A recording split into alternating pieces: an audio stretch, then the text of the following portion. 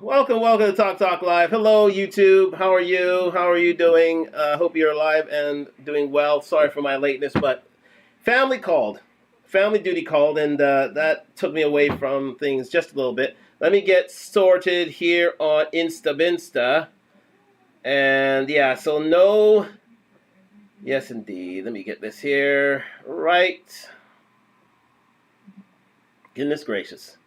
Thank you for joining me on Talk Talk live here on YouTube. Let me just change the setting here. We did that. We're doing that. Okay. Can I? Can't watch. No, while you're uploading something. Okay. Okay. I don't want to upload something. I'm not uploading something. I just want to get out of there.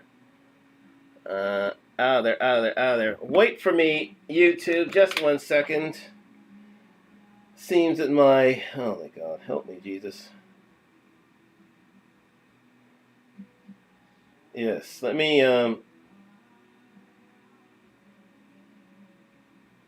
get that out of there. Makes no sense how I'm dealing with that shite.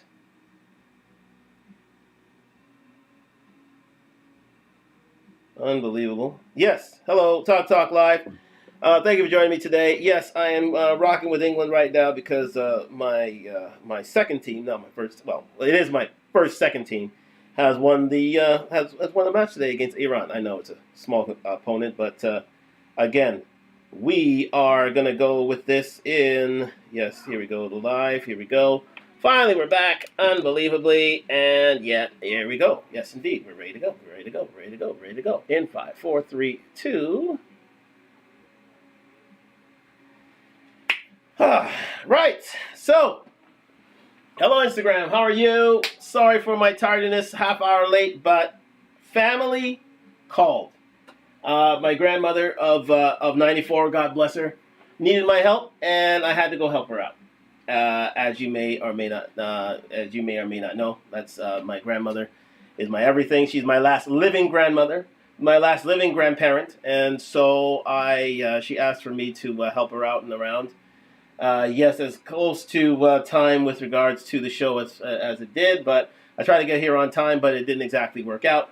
But, you know, dad called, duty called, and I was there to serve. So, if you can't serve your grandmother now, if you can't kiss or hug your grandmother, what can I say? You have to cherish the moments that they're here. So, I do not regret it one bit. But we are back on track with Talk Talk Live, and we're going to talk about the hate for Tate. Yes, I am. I was looking through the manosphere, looking through MGTOW, looking through Red Pill, looking through all these things, and you know what? The one thing that kept popping up, the one person that kept popping up, more or less throughout our time here, was Mr. Andrew Tate. Mr. Tate is probably the most, looked up individual in the world at the moment, especially for his views on intersexual relations, in terms of gender dynamics, in terms of COVID, in terms of his Hustlers University. We're gonna get into it all. I may just expand this to a second show tomorrow, just to hone down his one view that has a lot of people miffed, and that is his view on females and view on relationships. So let me just grab a drink quite quickly here. That's how I usually start up. That's usually start in. And we're going to get going with this Talk live stream right now. I know maybe I'm going to wait on a few of you to join us here. We'll finish out the decent run. Oh my God. Finish the amaretto off. And yeah, we're going to go with it. We're going to go with it. Anyways, amaretto, wink, wink, amaretto. Anyways, but it's just literal water. Anyways, with dirty water. Anyway, so we're gonna get into it because so said, so done, and we're gonna follow on with what we came to do. So, Mr. Tate, let's get into it here with Mr. Tate. Now, Mr. Tate was a world champion kickboxer. He was a 4-time world champion kickboxer. He was very well known in the kickboxing world. And again, he is of mixed race. Not a lot of people know that he is of mixed race. His dad is black, his mother white, and his dad. I think his dad is American and his mother English, and he grew up in England with his mother, and from there he had normal humble beginnings, and he decided to make his way out of his humble beginnings through kickboxing. He became a world champion. He became, a very well-respected kickboxer. Actually, I think we have a. Yes. Let's see if we have an Andrew Tate kickboxing moment here from none other than. Hold on a second. Let me just look it up quickly. I may not have saved it. All these things I say that didn't save that. Hello, Lauren. How are you? Welcome to Talk Talk Live. Let me see here. Andrew Tate. Andreu. Tate. And yes, indeed. Joe Rogan. Yes, indeed. Andrew Tate, Joe Rogan podcast. Here we go. Yes, indeed. So. Yes, Tate becoming the platform. Again, Joe Rogan, who is an aficionado in the MMA world. The Joe Rogan experience. I'm never on my phone. I can't he's an aficionado in the MMA space. He is well known throughout in UFC. He's a UFC commentator, one of the best in the business. He was talking about Andrew Tate, and he was talking very highly of Andrew Tate. He was saying that Andrew was an individual who, basically had a shot. He was on his way towards becoming a part of the UFC. But again, Andrew decided to look away from that. Now, but again, that's where he got his start. That's where he got his first bit of notoriety. And we're going to let Joe Rogan speak for himself here on Talk Talk Live. If you're live on YouTube, you can see it right now. And we're going to go ahead and do this. Let me see if everything is... Yes, indeed. Hold on just a second. Let me make sure I am on the browser. There we go. We are on the browser now, so you can see it live on YouTube. So we're going to go and play that bit of things right now.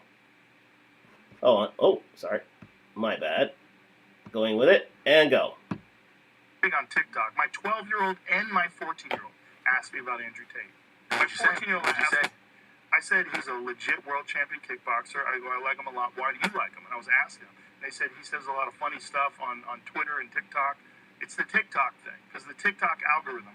He did something where he started something where you join his group, and then you're supposed to But then again, there you go. I mean, Joe Rogan goes into the fact that he is indeed a world champion kickboxer. He was reputed. He was well known in the MMA world. And if you look up Andrew Tate and MMA, you'll be able to see some of his fights. And he is very well respected in the world. So he knows how to handle himself in the ring. He does. And he's gone against many an opponent and done very, very well for himself. So much so that he was on the verge of joining the UFC. He never actually did. But again, it's not to say that he is not well respected and that he can throw hands. Joe Rogan definitely can throw hands. There's no doubt about that, because he's, he knows about Krav Maga and all these other different disciplines of MMA, but also Andrew Tate. Andrew Tate was very, very well versed in kickboxing, and again, he's a world champion fighter. But we're gonna go into this one space here that speaks about Andrew Tate's beginnings. It's something from eSports here, and he's gonna go on to explain a bit of his background and what Andrew Tate was up to prior to becoming famous. And why is he now exploding on Twitch? Let's dive in.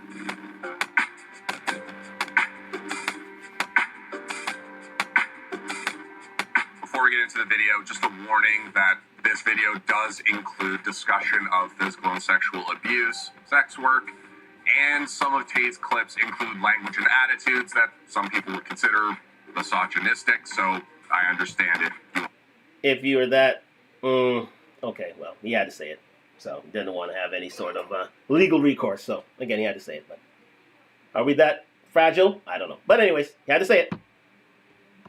want to skip this one. So if you're watching this video, it's probably because you want to know who Andrew Tate is. Andrew, I've seen some of your work as you're doing the rounds on Twitch here, and a lot of the things that you said that you've been called out on, specifically in regards to like women driving, as a matter of fact, are just generally untrue. Today, Andrew Tate is a British-American influencer, but I'm willing to bet some of you know him from various points in his past. In the early 20-teens, he was a kickboxer, and there's still footage of him out there. He won kickboxing championships in 2009 and 2013. But he moved on, landing a spot on Big Brother before he was removed from the cast because of a video that appeared to show him beating his ex-girlfriend with a belt. Tate claimed... So there it is. That's the beginning of Andrew Tate's career.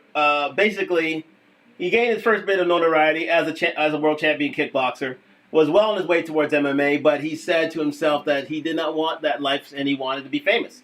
So, and he said he could not see himself as being as famous as he wanted to be, kicking ass and taking names in the MMA world. And he wanted it that much quicker, so he decided to submit himself to Great Britain, to Great Britain Big Brother, which is where Big Brother really started out from. If you know, you know.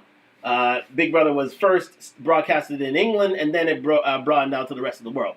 So it is there, and I think in 2016, as they were saying, that's where he gained a lot of his notoriety, and he was kicked off the show for, again, what was considered beating a woman, but it was the charges were then dropped because, again, the sex was considered consensual. Hello, Troy. How are you? Welcome back to Talk Talk Live. Like, subscribe, comment. England.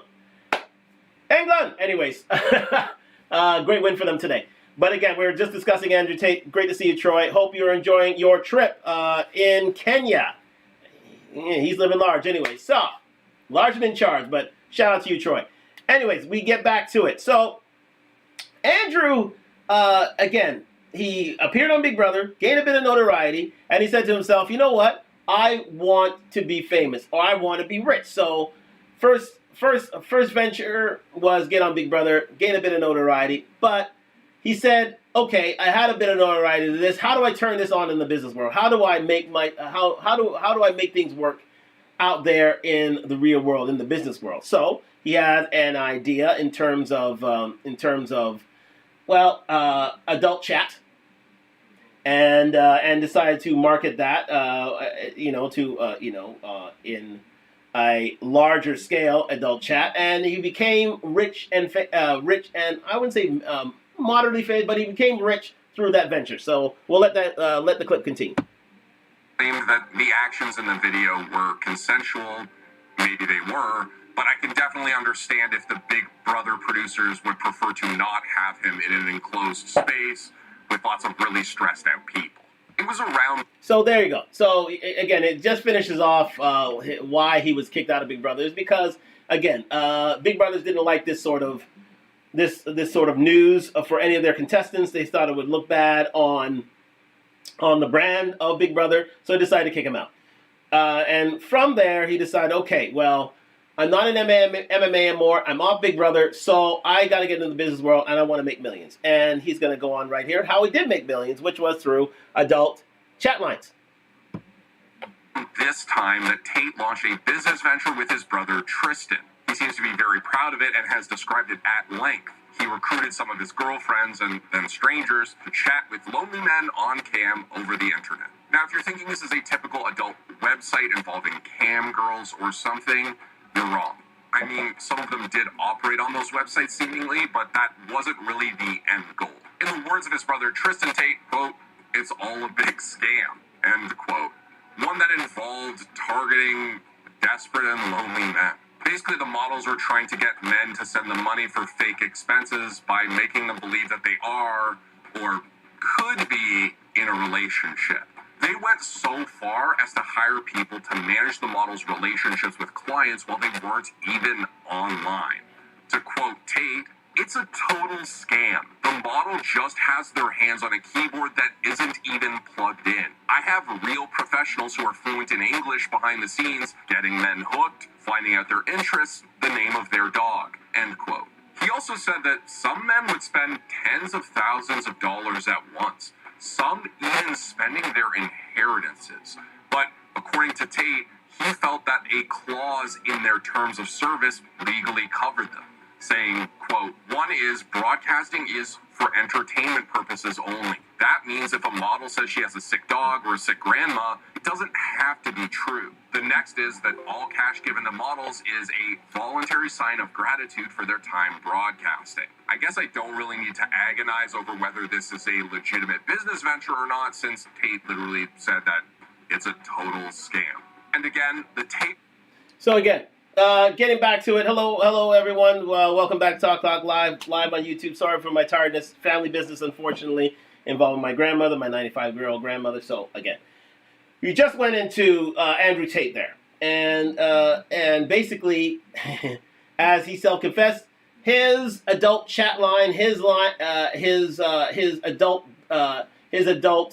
conversation business was quote unquote a scam, because it was preying on lonely gentlemen who wanted to be with these women, preyed upon their sensibilities, and asked them to, send them money for any sort of ground, that being, I need to help my family out, or I want to, help out with a business venture, or I want to, make a purchase of some kind, or, simply put, they needed it to get through the day. So that's what Andrew did. He made a good amount of money on that through his friends, his ex-girlfriends who were around the world, and also through his then, as it went on, different acquaintances, female acquaintances who went into the business venture trying to help him out and aggrandize money, and not only for Andrew Tate, but for themselves. So it was a business that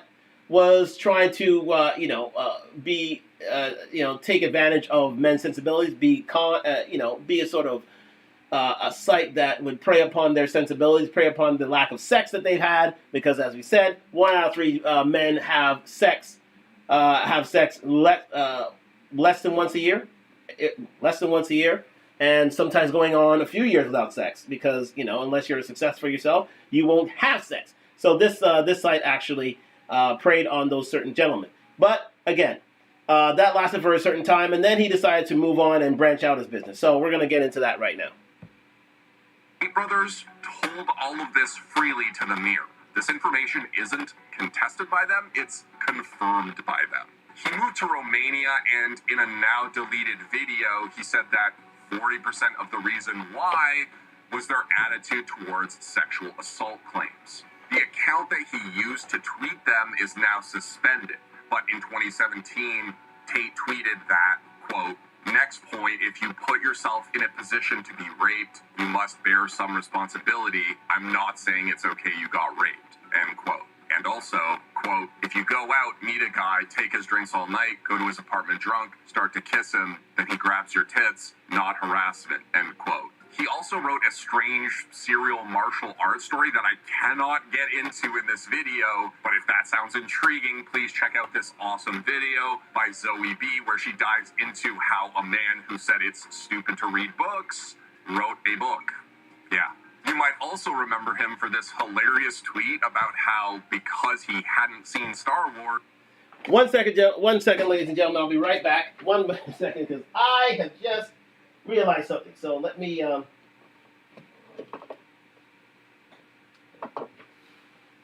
get there. Just a second. All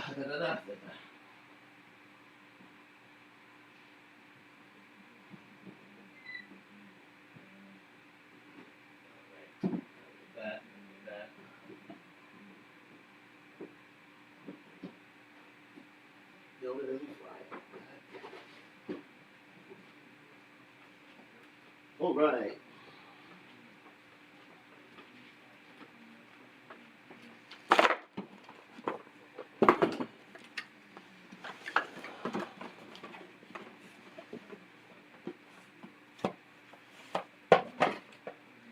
All right.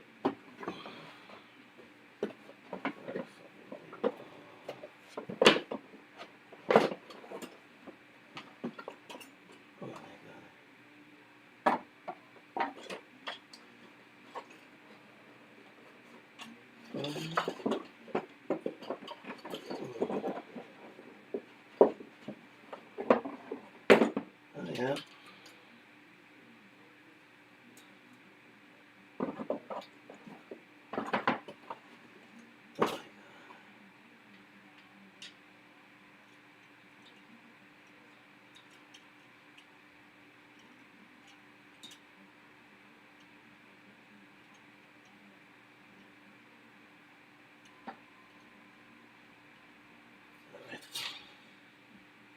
Unfreaking believable. All right. Still here. Yeah.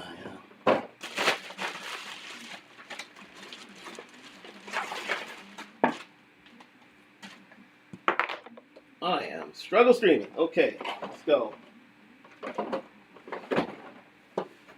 I remember I am not hooked up to my microphone. The microphone's not hooked up to me, so there you go. Still here, ladies and gents. Still here. All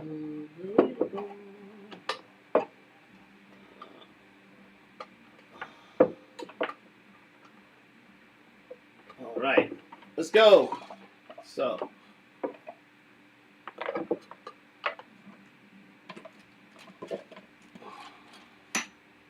What happened here? Oh, yes. Okay. Unfreaking believable.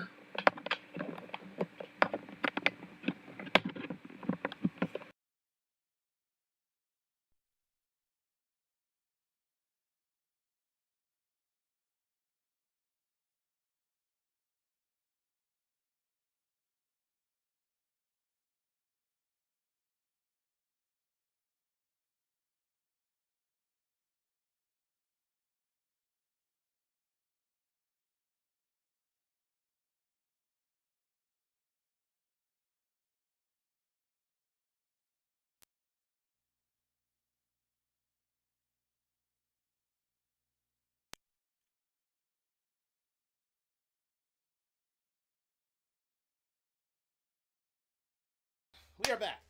Unfortunately, sorry about that, but I forgot to hook up the microphone. The microphone, yes indeed. Okay, we've got that microphone done. So let us continue with the story of Mr. Tate. We're going to edit that in post.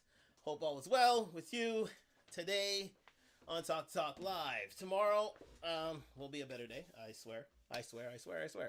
But again, duty called, family called, and I had to go rushing to it. So my apologies for that.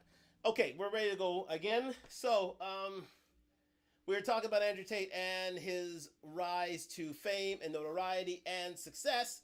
And basically, he has got off of his venture with regards to his adult chat line. Many would say his adult scam line. But and he said himself is maybe just a scam. But again, he wanted to branch out. He wanted to make a success of himself. And in order to do that, he said the only way to do that was through YouTube, and to try to convince men that they can make a better way of themselves. So be sort of a motivational speaker. So he decided to do that via YouTube, via TikTok, via all these different channels, and he decided to turn that into a business venture that we'll explain a little later. But we're going to go into a bit of his rise to fame right now on YouTube. He became a multimillionaire. More recently, Tate's home in Romania was raided in connection with a sex trafficking investigation, although there seems to have been no update on this case. But if you knew about Tate before the Aiden Ross stream, it's probably because you saw one of his various hot takes on your chosen form of social media. Maybe it was about relationship dynamics between men and women today. I don't like traveling the world with women. I think it's one of the most frustrating things a man can possibly do. Or maybe it's about how, according to him, depression isn't real. And I said depression wasn't real. And I know that's like a really controversial take. And my point was very simple. My point is that depression is a natural instinct inside of men. And it's something that is designed to show you that you need to change something about your life. Action wins. So let me just continue that for a second. Therapy is not action.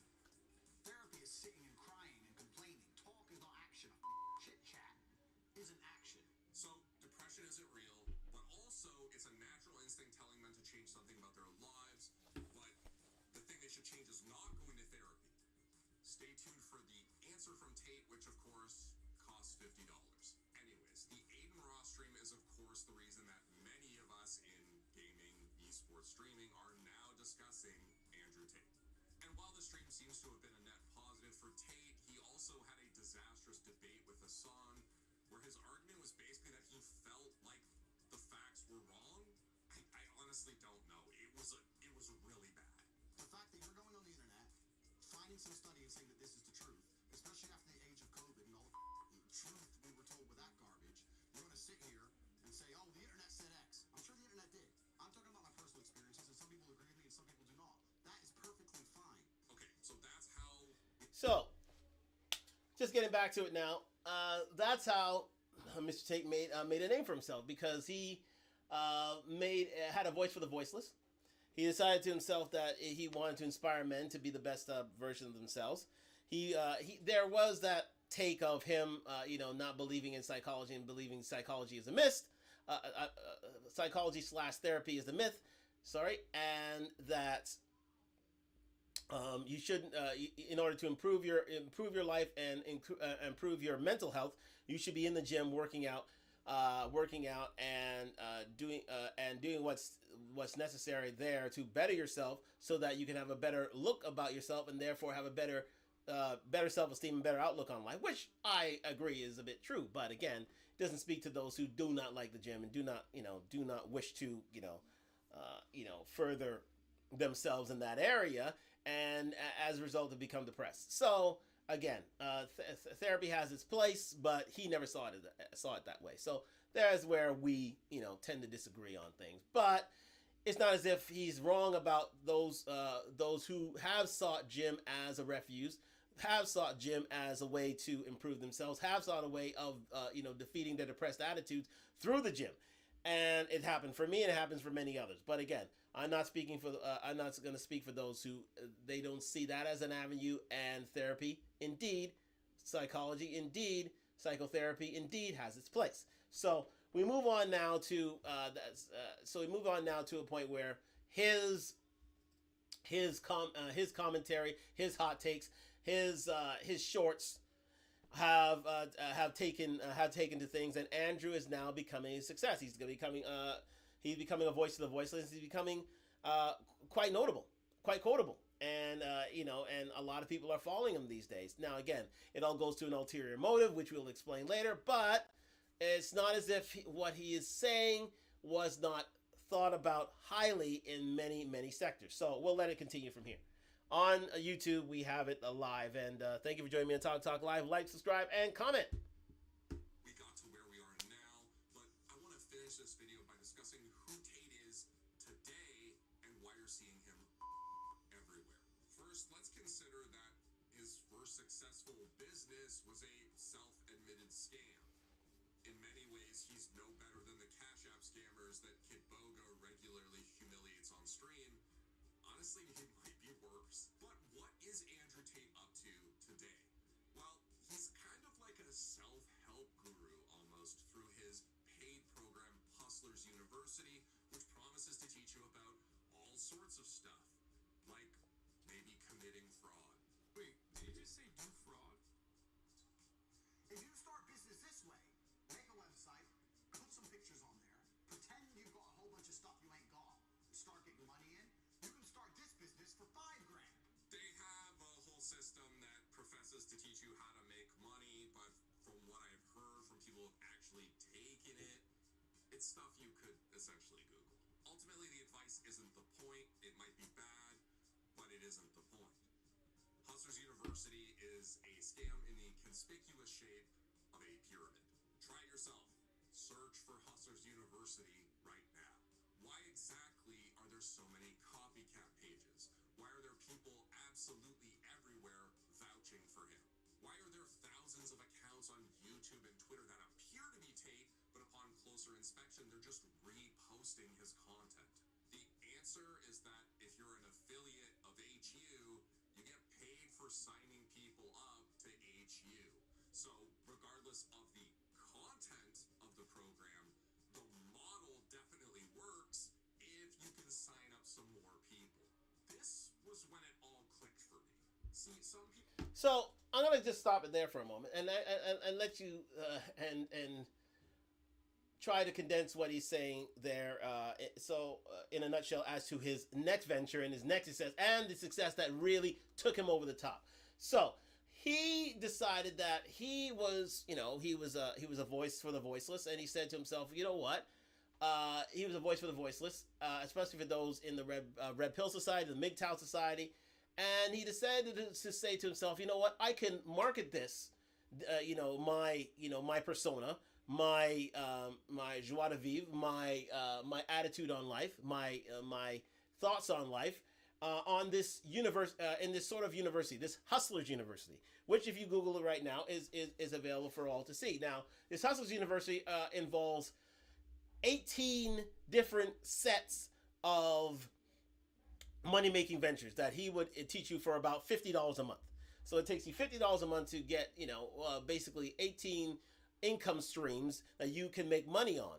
And as the narrator says here, he is it's not exactly proven in terms of studies, in terms of they're basically ideas that one can run with based on social media now, and based on especially Andrew Tate himself and his teachings and his sayings, putting them into the public and having people click on those views and you becoming rich because of them. So that's the main business venture that he had for people.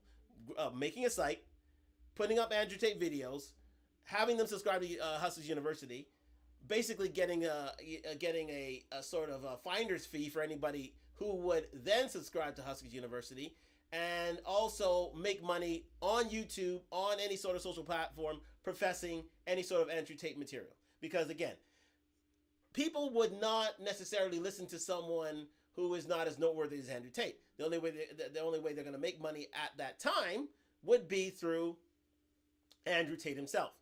So people have taken his likeness, taken his sort of means, and I'll play you a video of that a little later, of one of his successful group members who have taken his ideas, put it out on the internet. Basically, they've received so many likes. His page has received so many subscriptions and members, and they've made money through YouTube via his quotes, sayings, and his takes on life.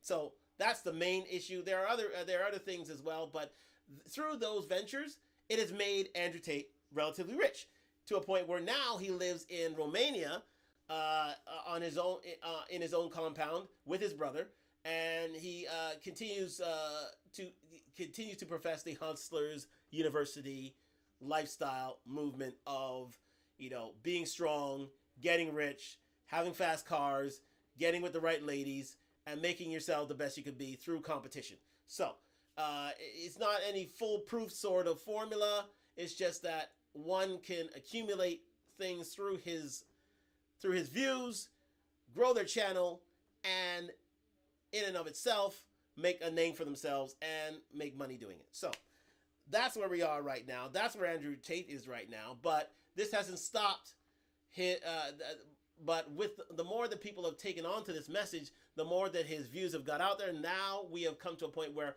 he is... Sorry, I got my collar woven up there. He has come to a point where he is everywhere because there are so many people pushing him online. So that's the stage we are at right now. So again, I'll let the commentator continue as to his point in time right now. People have wondered about Tate's over-the-top persona. Like, is this an act? Is it supposed to be entertainment? He makes unbelievable claims so often, like that he's the world's first trillionaire, that it all seems extremely surreal. To the point where Deserto's Alec Mullins asked recently if Tate is playing a character. Great read, and I don't want to spoil his conclusion, but I think I have the answer. It doesn't matter at all. Tate makes money when people sign up for HU. His affiliates post his content. And the more outrageous that content is, the more likely people are to share or react to it, even in a purely negative way. Sure, 95% of people might walk away thinking, yeah, this guy's a total asshole. But the 5% who don't might sign up for HU. So it's in his best interest to just say wild shit constantly, which he does. Tate told Hassan that if HU wasn't legit, if it didn't make you rich, he wouldn't have so many subscribers. But that's a pretty flimsy argument, right? Like, there could be a lot of reasons why he has so many subscribers. Like, I don't know, the commission that his affiliates get for signing people up. Come on, guys, this isn't that hard. But does Tate need the money? I honestly do. So there you go. I mean, if you see it, as you see it that way, Andrew Tate has basically, you know, as they say, potentially has created a pyramid scheme for himself where, you know, he pays people, you know, finder's fees in order to bring them into Hustle University. They basically, you know, gain a notoriety through his teachings, his sayings online. Their channel grows, so therefore they not only get a finder's fee for bringing people to Hustle University and learning these 18 techniques, they also grow their channels through you know, subscribing to Andrew Tate teachings, putting it out there in the public, and indeed having his name become ubiquitous, basically everywhere, becoming the most searched individual basically in 2022. The most known individual of 2022. So again, it's a little different from The Godfather, where The Godfather grew his channel through, you know, basically advice and basic, you know, connections with mostly black people, and basically letting ladies know what it needs to take to get a high value man and to build yourself a relationship with a man. Period. This guy's taking it on taking things on to a point where I need to make money. I have certain views on women.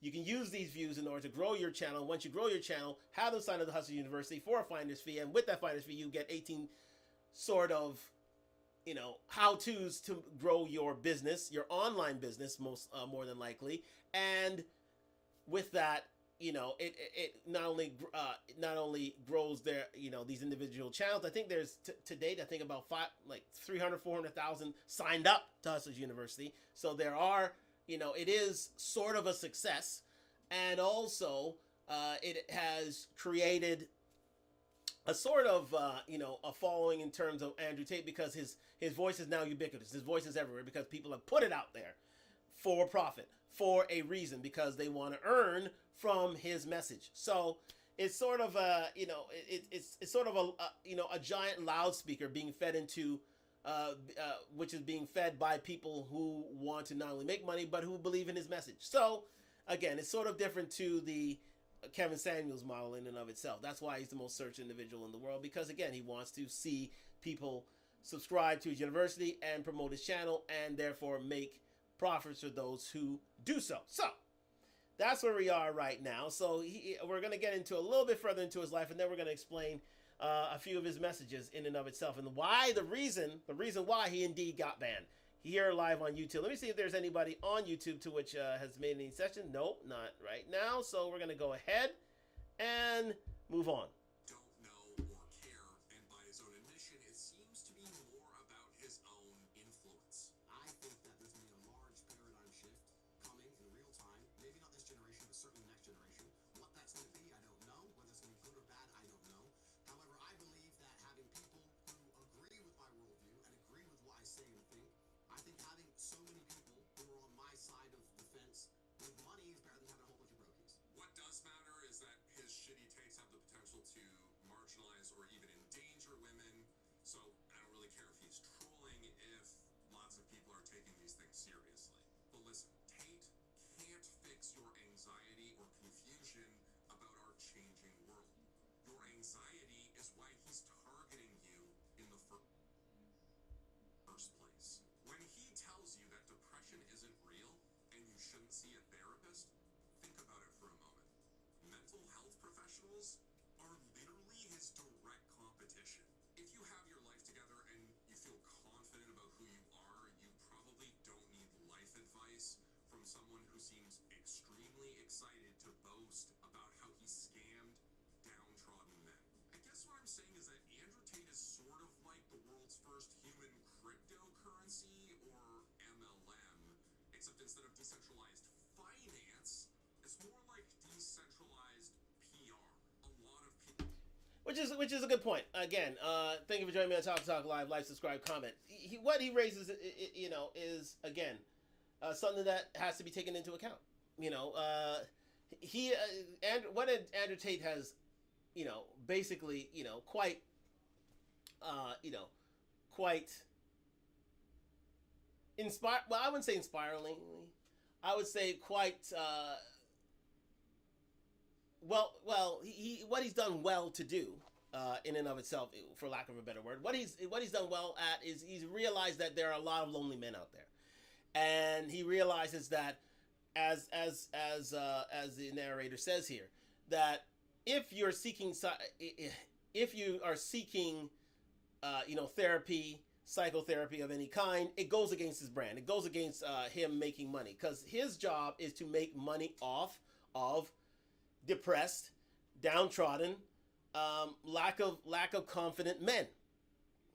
He's a confidence man. Well, he's a confidence man making money from non-confident men, and that's always been his trait. Not only through his his adult chat lines, but also through his Hustlers University.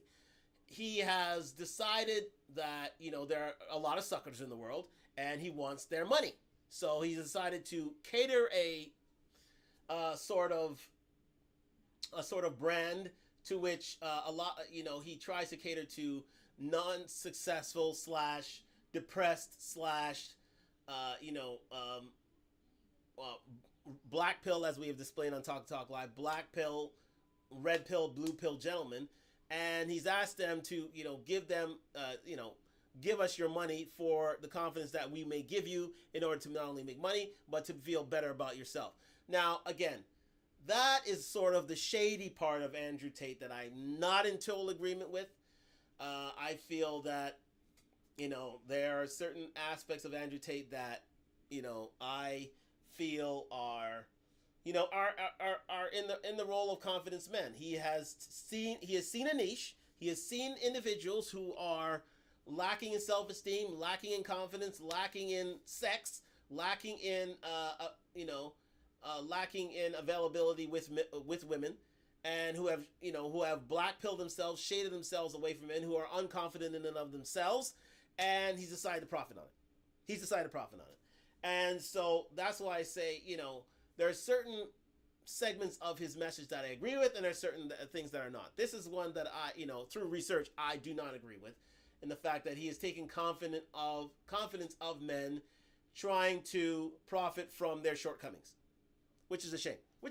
But hey, it's a sucker born every minute, and he is and if you are willing to give him your money, your $50 a month, if you're willing to give him your time, your efforts, in order to make, in order to promote his message at the end of the day, then, as they say, there's a sucker born every minute. But so to take his message to that extent is sort of foolhardy, but if you become a success of it, who am I to judge? So with that in mind, I'm not one to, say that psychology is a myth, and that, people don't need therapy or don't need psychotherapy or don't need any sort of psychological help at all. I think, if it's available to you, please take it. If therapy is available to you and it's important to you, please do it.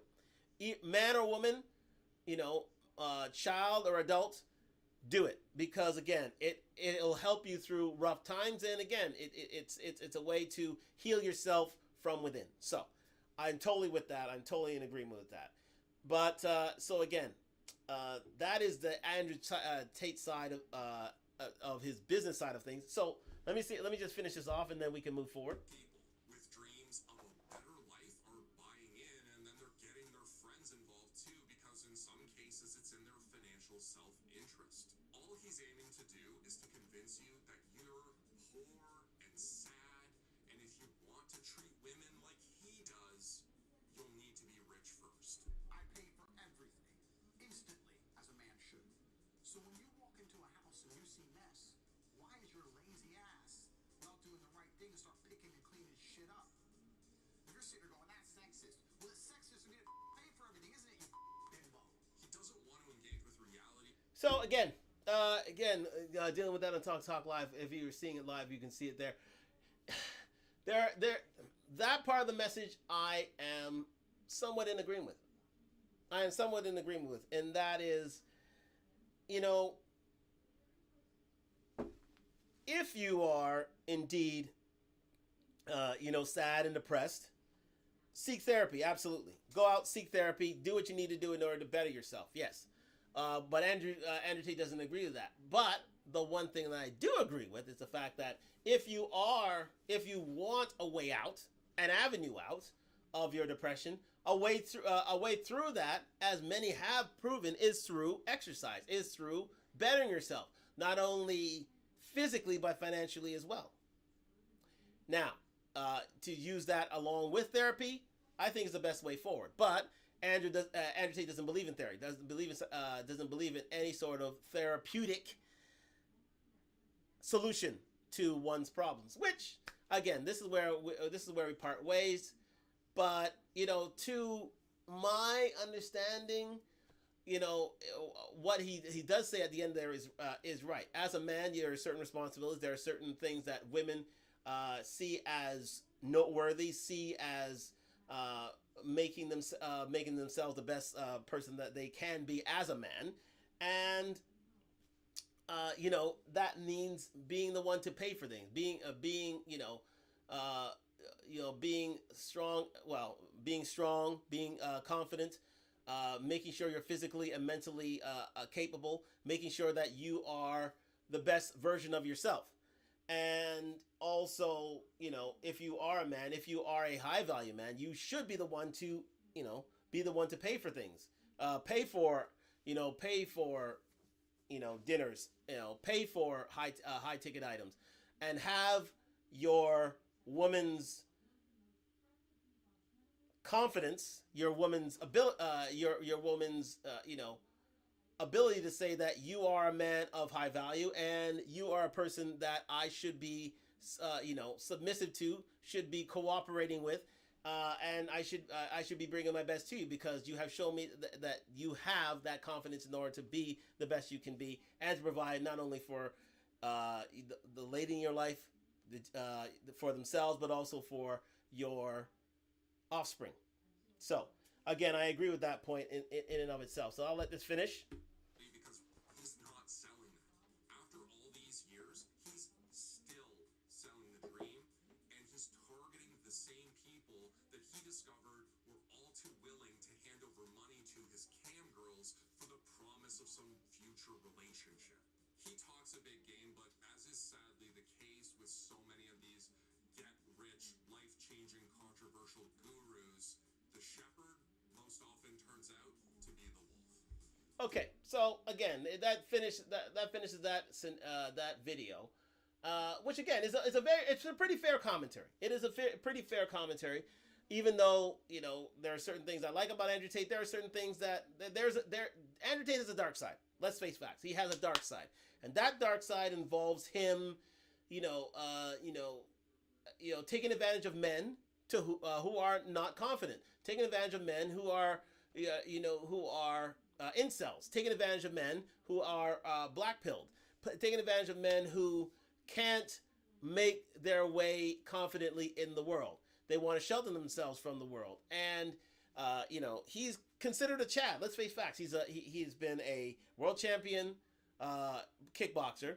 He has made himself into a millionaire. Right or wrong, he's made himself into a millionaire. He has confidence of a lot of women. If you've seen him on Fresh and Fit, you'll know this, because he's hit on young women all the time, and yet he's quite able to gain their confidence and to get their number and to do what he wants to do with them. So again, it's not as if it's not a successful scenario. But the fact of the matter is, he is indeed selling sort of a confidence game, sort of a quote unquote scam. He's actually called it a scam, and it is not been to the liking of to the liking of many, especially those in the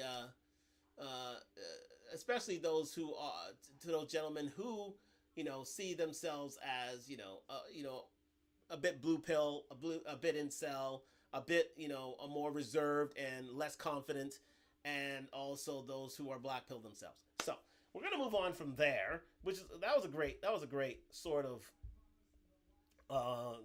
view. But we're gonna move on to the reason why Andrew Tate got banned, because again, through his views on women, through his views on COVID, through his views on, and I have a video upcoming on that, through his views on COVID, through his views on, male-female relationships, on, on gender dynamics, through his views on, basically, on, the New World Order and this sort of thing, he has been demonetized. He has been deplatformed from all the major sites. I think the only one he hasn't been deplatformed from is Twitch, but that may be soon in coming. So he's been deplatformed off YouTube. He's been deplatformed off of Instagram, TikTok, Facebook, and a few others that mostly come to mind. But major platforms he's been demonetized from. So he's going to go into the reason why he was demonetized in just a bit. And again, I am going to get on to, where is this now? Here we go. Yes. The reason why he got banned. So he's going to speak about it right here. He was on I'll just get it here. The Valuetainment show. Shout out to Valuetainment. Thank you for the interview you did with Andrew Tate himself. But I'm gonna let him speak from the horse's mouth as to why he was banned as of, I believe, June, July this year, just a couple months ago. And it's his notoriety became so big that they had to shut him down. They had to shut him down for different reasons. He'll go into them right now. Some kind of bullshit explanation that I'm misogynistic or some garbage, but the actual social media companies themselves provided no explanation at all, no correspondence at all. They just deleted it. Now, are you doing anything about it? Are you? Let me go back a little bit. Legal team trying to? I'm gonna go back a little bit and let him explain again. Whether it was YouTube that banned me or Meta that banned me, they banned me instantly and forever without any kind of correspondence. They've not told me why. They've not told anyone what I did. The media machine, in synchronization with the ban, we can call that coincidence if you want to believe in such things, came out with some kind of bullshit explanation that I'm misogynistic or some garbage. But the actual social media companies themselves provided no explanation at all, no correspondence at all. They just deleted it. Now, are you doing anything about it? Are you having your legal team trying to find out why they did that, or you're not taking any action right now? I do have a lot of things happening behind the scenes. However, and perhaps I'm becoming optimistic in my old age, but I believe that in due course, the social media companies will realize the mistake they made. I think that, and like I said, I don't have intimate knowledge of the workings of social media companies, but assuming they are semi-professional to any regard, that is a big assumption. But let's assume they're professional. That means that when they ban somebody like me, especially the most Google search person on the planet, they must have teams which are analyzing in real time the response to said action, right? Mm-hmm. They should have people sitting there on the ground analyzing. Now, they attacked me with their media machine, because first they shut you up so they could lie about you. So they shut me up.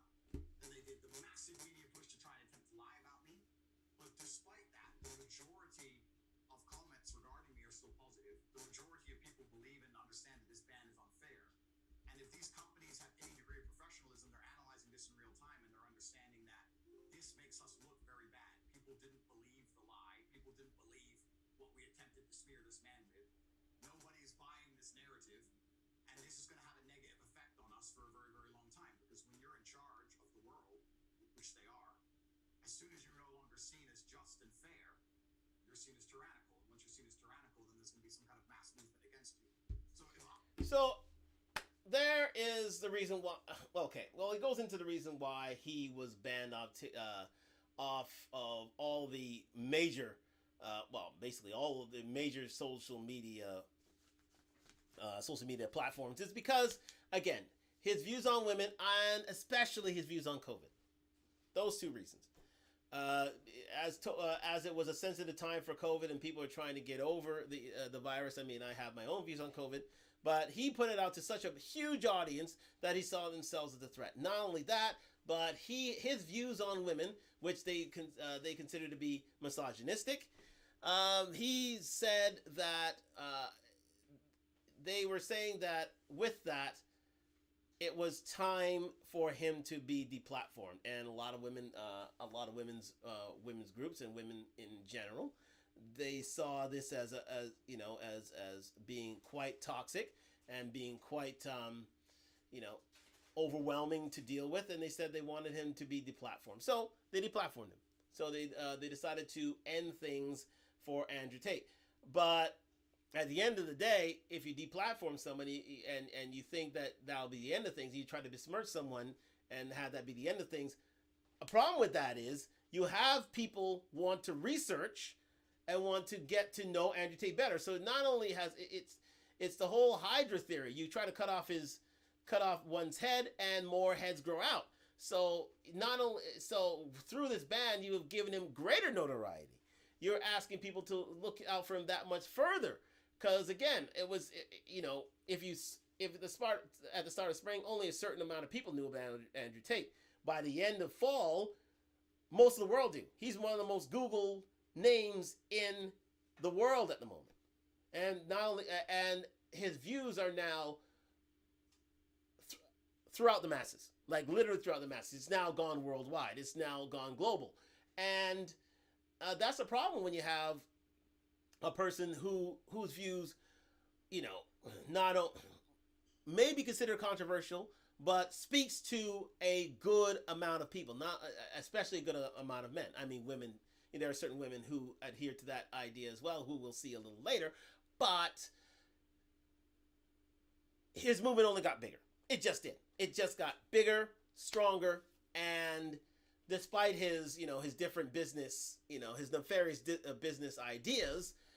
He grew a massive following. He grew a massive following, not only with adult men, but with adolescent men as well, because they saw him as a certain hero of the masses. So I'll let him continue his chat with Valuetainment here now. I was a social media executive. I would sit and I would analyze the data and I would say, listen, guys, we will have a monopoly. We want to retain our monopoly. Let's be smart here. Being known as tyrannical amongst the public consciousness across the entire planet is going to make it very difficult for us to hold our monopoly for a longer period of time, as opposed to being seen to be fair. Even if we're biased, we must be seen as fair. Sure. As soon as we're seen as tyrannical, that's when the revolution. Look at Ceausescu. As soon as you're tyrant, that's when everyone hits the streets. Yeah. So I think that if they have any kind of serious data monitoring, and if they have any kind of serious business professionalism, they are now talking in dark rooms, understanding that this has played out very badly for them. And if they intend on keeping their monopoly into the future, that they need to change. Maybe I made my mistake. Who was the first one to take you off? Meta. Meta was first. So Meta. Facebook, Instagram. Bam. Okay. And then it was a domino effect. Yeah, so Meta took me down. So it's quite interesting, actually. I had a YouTube channel for a while. It was never so large. I had 738,000 subscribers. It took me a long time to build it up. I got a strike on YouTube, which prevented me from posting. So got a strike. No big deal. The next day, Meta took me down, deleted my Facebook and my Instagram. The press came out at exactly the same time in sync, saying that I'm a misogynistic person, that I'm harmful, that I am the reason that the world is not a perfect place, world hunger, you name it, all my fault. Attacked me across all of this, and I thought, okay, let me film a message that I can get out on my YouTube. My final message, which I don't know if you guys have seen, I ended up putting on freetalkg.com. Let me film my final message explaining how this is unfair and unjust. We filmed it, we produced it, we got it all edited within 12 hours, had it ready to go, but we couldn't post it because of the YouTube strike. So we're waiting for the YouTube strike to expire. A few hours before the YouTube strike expires, guess what happened? They banned me from YouTube. Then they banned me from Discord. Then they banned me from Airbnb. They banned me from Stripe. I can't even remember. It was just emails coming in faster than you could believe. Ban. So Matrix for some Oh folks. no, the Matrix presses a button, my friend. Yeah. And every app on your phone stops working. Uber. You name it. Uber. Stop. You name it. Wait, you can't use Uber? Well, I can use it. So again, he goes into the fact that first it was Facebook that banned him. Then, as you know, Meta, Facebook banned him first, and he said, okay, well, like and he had as he said, his first channel was was earning about had about 735,000 subscribers at that time, which is massive in comparison. And so they said, you know what, with his with the viewpoints that he had, especially when it started going into COVID, because misogynistic views, quote unquote misogynistic views, or should I say manosphere / MGTOW / red pill views are seen as toxic masculinity and negative and misogynistic towards women. So, it earned him a strike. But I think what really took him over the edge was his views on COVID. I think that really did leave a mark with the powers that be, and say, you know what, we can't have this message be proliferate in society when you don't believe there is COVID. You think that you have different views about vaccines and how necessary and how unnecessary they are. And with that idea, they started deplatforming. They started deplatforming on Facebook. They add that with him with his quote unquote misogynistic views. They deplatform him on YouTube. Then, as he says there, he said, okay, fine.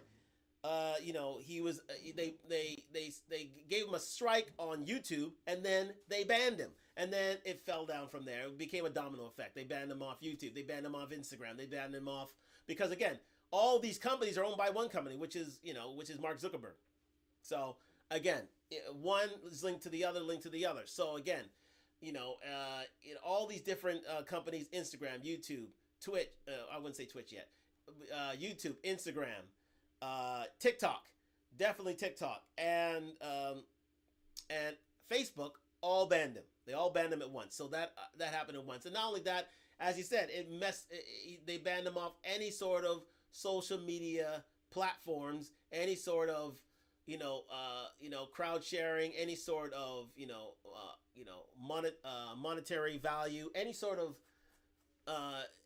of platform which used the name Andrew Tate, he was banned from. So it was a complicated matter. Again, as he said, Uber banned him for some reason, because again, they saw his views as being quite temperamental and dangerous. So they banned him there as well. So it's hard. So it came to a point where it was hard for him to. I'm sure it went into freezing his accounts and monitoring his whereabouts.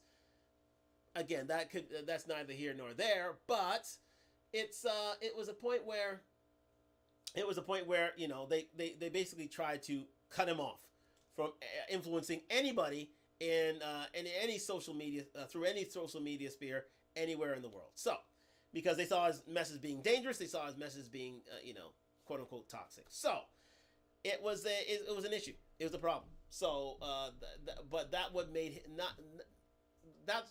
the famous infamous. Now he's infamous. Now everybody wants to know about him. Now everybody wants to see who this Andrew Tate is. Made him more notable.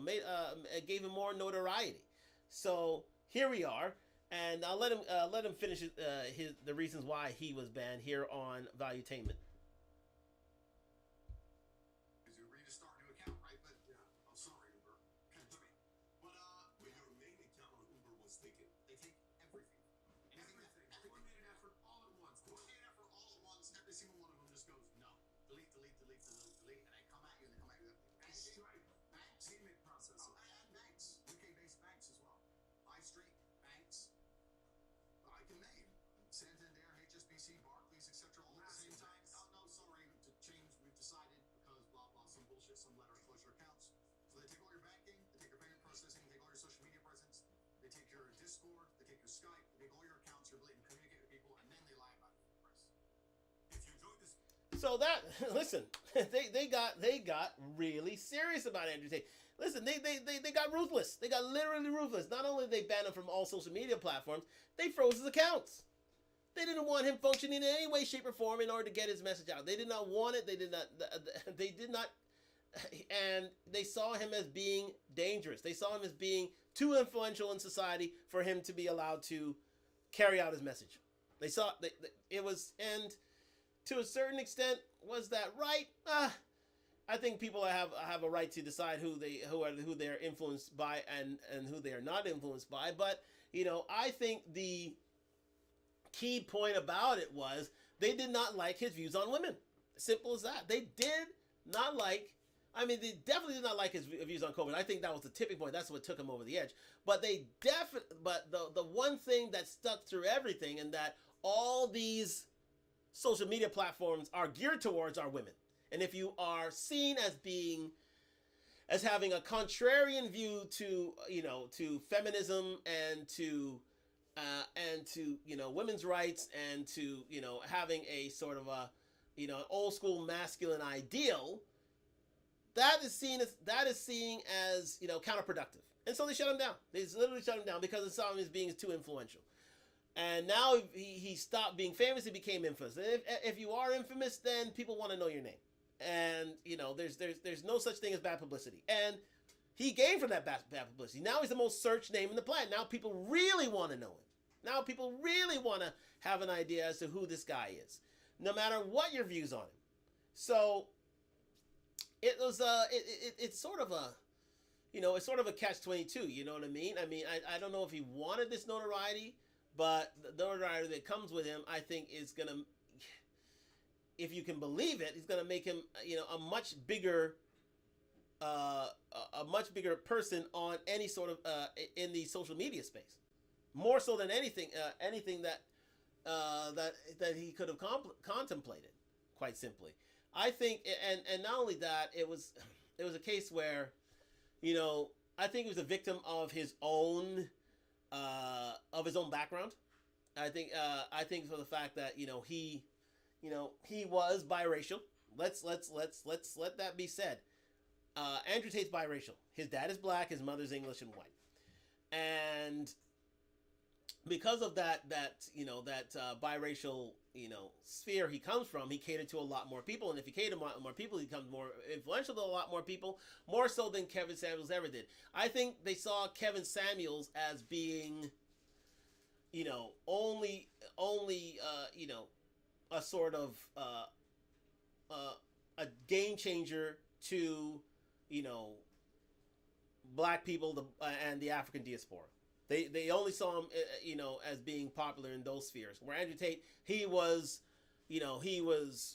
crossed all borders. He crossed all sectors. He crossed all genres, to a point where they saw him as being much more dangerous than Kevin Samuels did. Although, as will be seen later, he has the same sort of views as Kevin Samuels ever did. He did the same sort of views, the same sort of attitude with regards to relationships, the same sort of attitude. And I think Andrew Tate took it a little further, just a tad bit further, in terms of his attitude towards relationships and towards women, and he definitely pushed the boundaries. But a lot of their tenets remain the same. They do remain the same. It's just that Andrew Tate appealed to white people, black people, Chinese people, every person on the planet, because he had that sort of biracial appeal.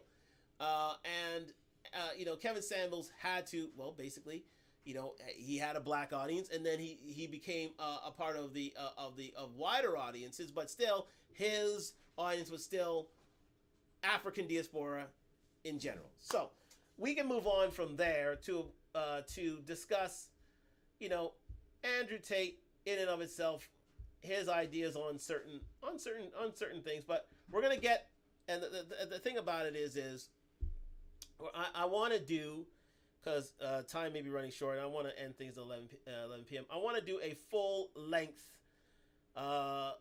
conversation as to his ideas on relationships, because I think that should be a whole show in and of itself altogether. So we're gonna get into a few more subject matter, and then tomorrow night we're gonna come back at 8 p.m. right here on IG, YouTube, and TikTok. We're gonna get on to how he feels about male-female relationships, because that's what drew everybody to Andrew Tate in the first place. his COVID ideas, yeah, okay, they were sort of the fringe. His ideas on, the New World Order and the Matrix, that's sort of a fringe idea. But what really gets Andrew's goat and what really brought Andrew to the fore in terms of the consciousness of the world was his view on male female on gender dynamics, male female relationships. That's the one that everybody has subscribed to. So I'm just gonna go on to discuss a few more bits and bobs. I'm gonna play this this valuetainment episode about what Andrew Tate will never compromise on. This is again a continuation of the conversation he had with valuetainment. Shout out to valuetainment and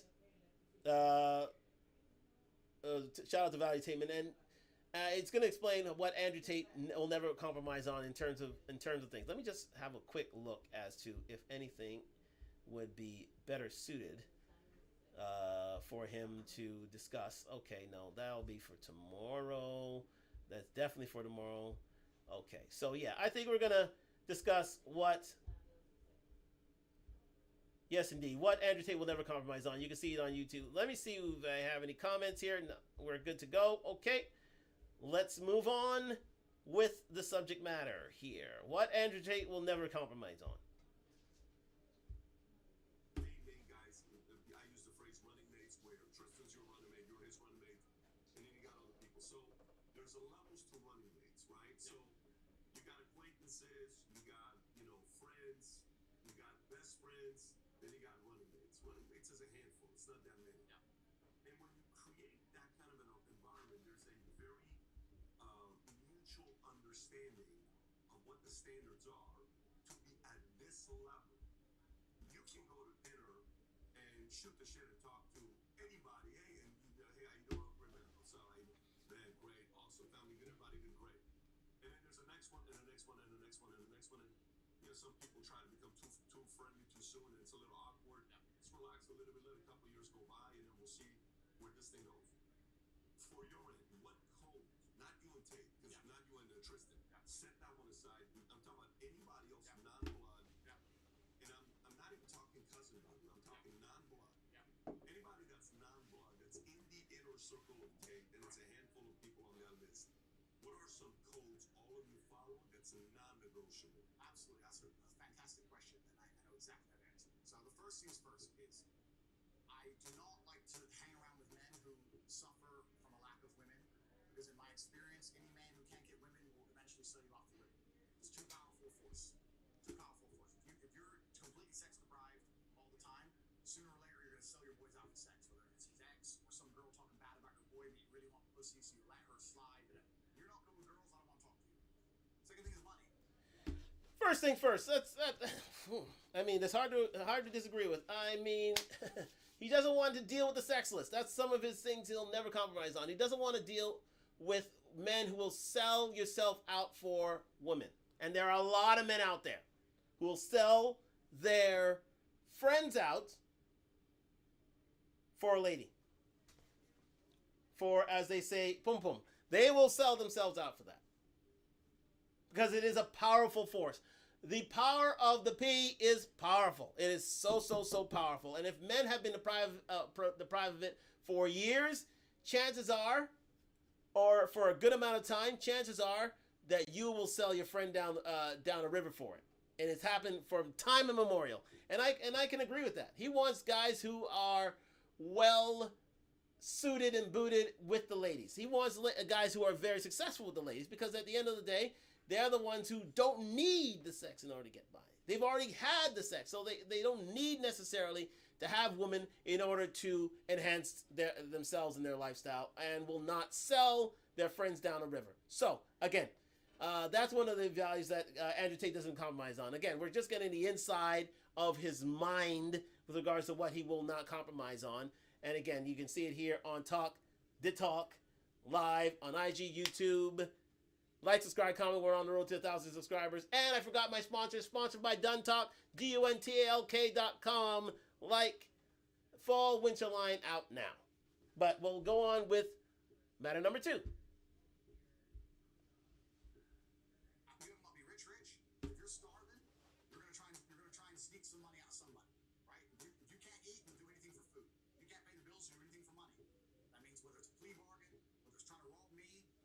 sitting around my house. I don't want to talk to extremely broke people. I don't want to talk to extremely sex deprived people for the same reason I wouldn't have a whole bunch of food around a hungry person.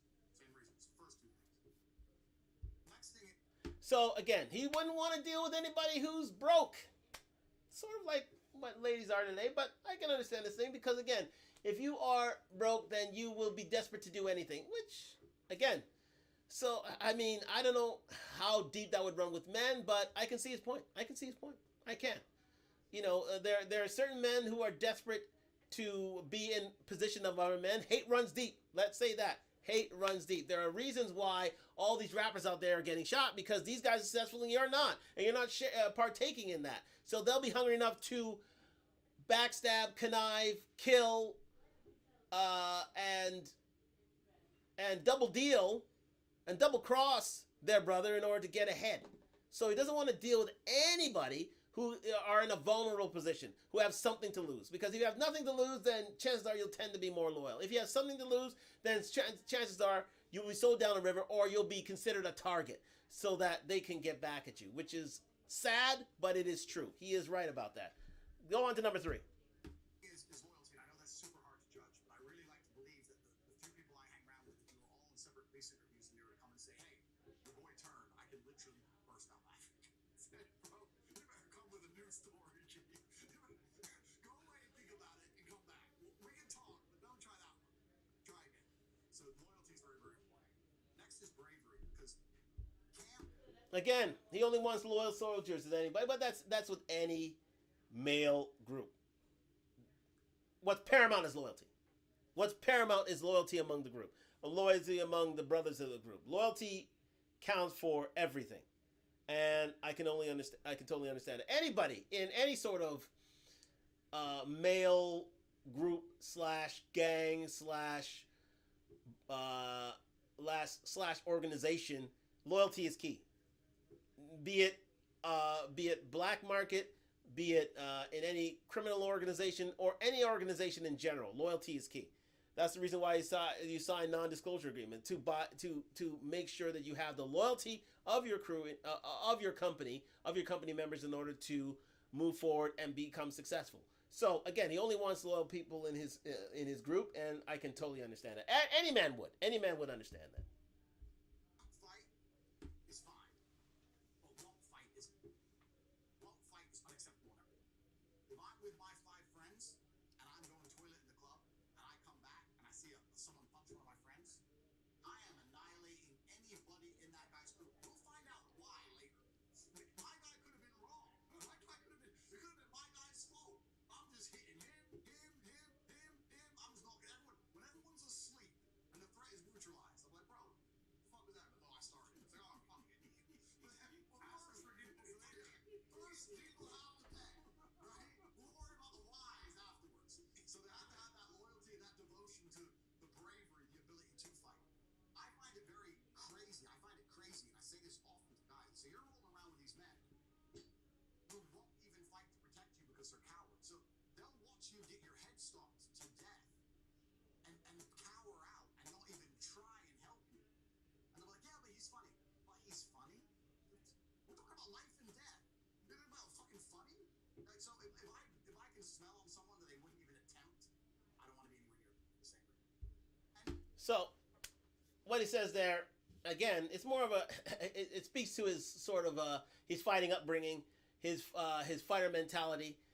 But again, I think this is sort of similar for most gangs, for most people involved in any sort of, in any sort of crew or any sort of, a group / gang mentality, that if you are out and if one of your group is being hurt or being stomped on, you jump in and you fight, you help out.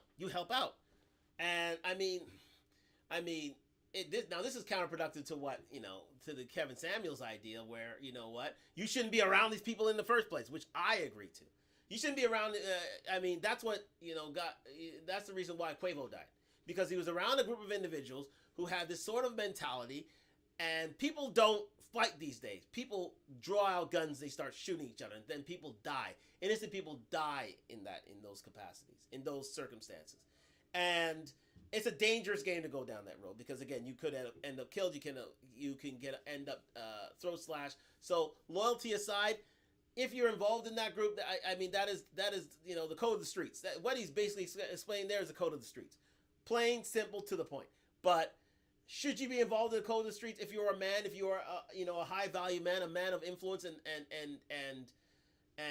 financial gain? No, you shouldn't be involved in these things. You should.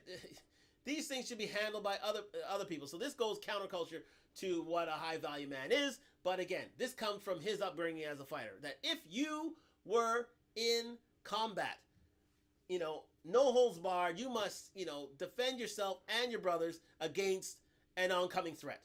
And you deal with things afterwards. So it's a shoot first, ask questions later mentality. And again, if you adhere to it, all the better for you. But to a lot of people, they don't. Including myself, I don't think you should be anywhere involved in any of these sort of things because, again, you know what I mean? Friends bring you go, but they don't bring you back. There it is. So, I'll let him continue. In general professionalism, I've developed a habit where I punish my phone down. I know where I put my phone. Next time I put it down, I know where I put it all the time. When I put it down, I know where my phone is. So, when I'm around people like, hey, I lost my keys, all right, bro, I forgot. When I'm around sloppy people, I don't like it. I like people who have their lives in order. When I detect sloppiness, I don't really want them too close to me. Because gaps are where things sneak in. Other things are basic opposite. Again, so he's talking about the fact that Andrew doesn't want to be around sloppy people. He doesn't want to be around those people who don't see life on a certain level, who will, will let mistakes seep into their lifestyle and can't bring themselves to be the best person they can be, and will choose to be sort of sloppy and to a certain extent and careless in their activities, reckless in their activities. Doesn't want to be involved with these certain people because that costs him money and can make for mistakes that can hold back gains in and of a society. But any sort of gains for any sort of company or any individual in society.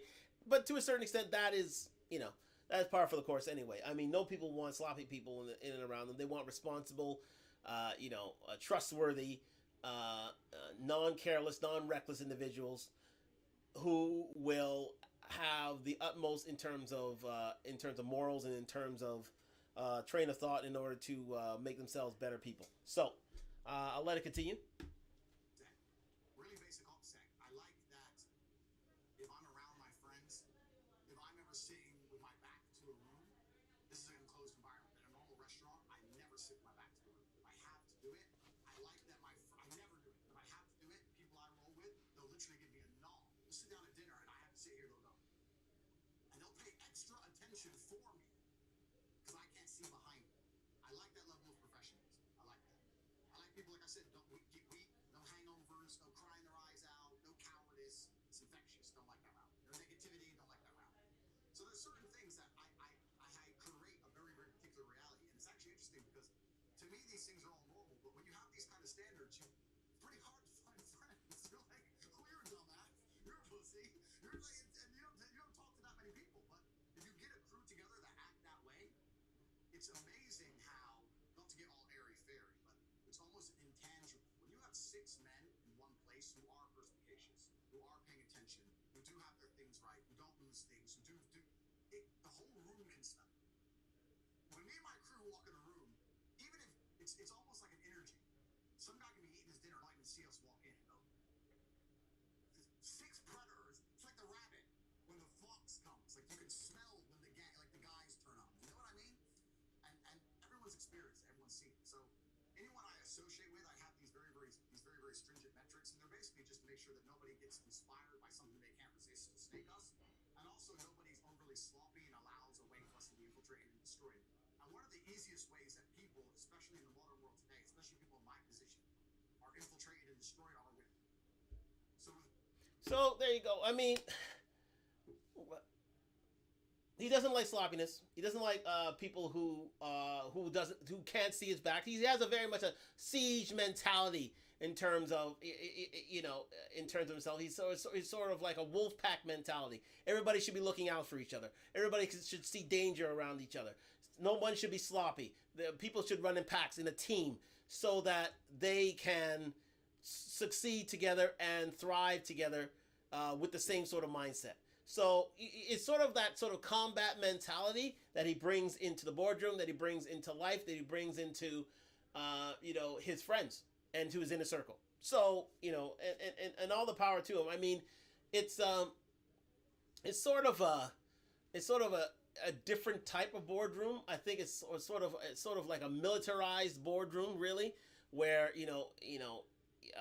it's sort of like a Sun Tzu sort of 48 levels of power sort of idea, where you're thinking of things tactically. You're thinking of things you're thinking of things in a sort of generalistic sort of a military style attitude, which is, again, a one way to live, and a lot of people are successful that way if they have that sort of military lifestyle. I think, and sort of a combat sort of lifestyle whereby people have to, live by a code. People have to watch your back. You should be able to throw down for someone if given the responsibility, and you should not be sloppy around those people. You should have sort of a military sort of straightforward sort of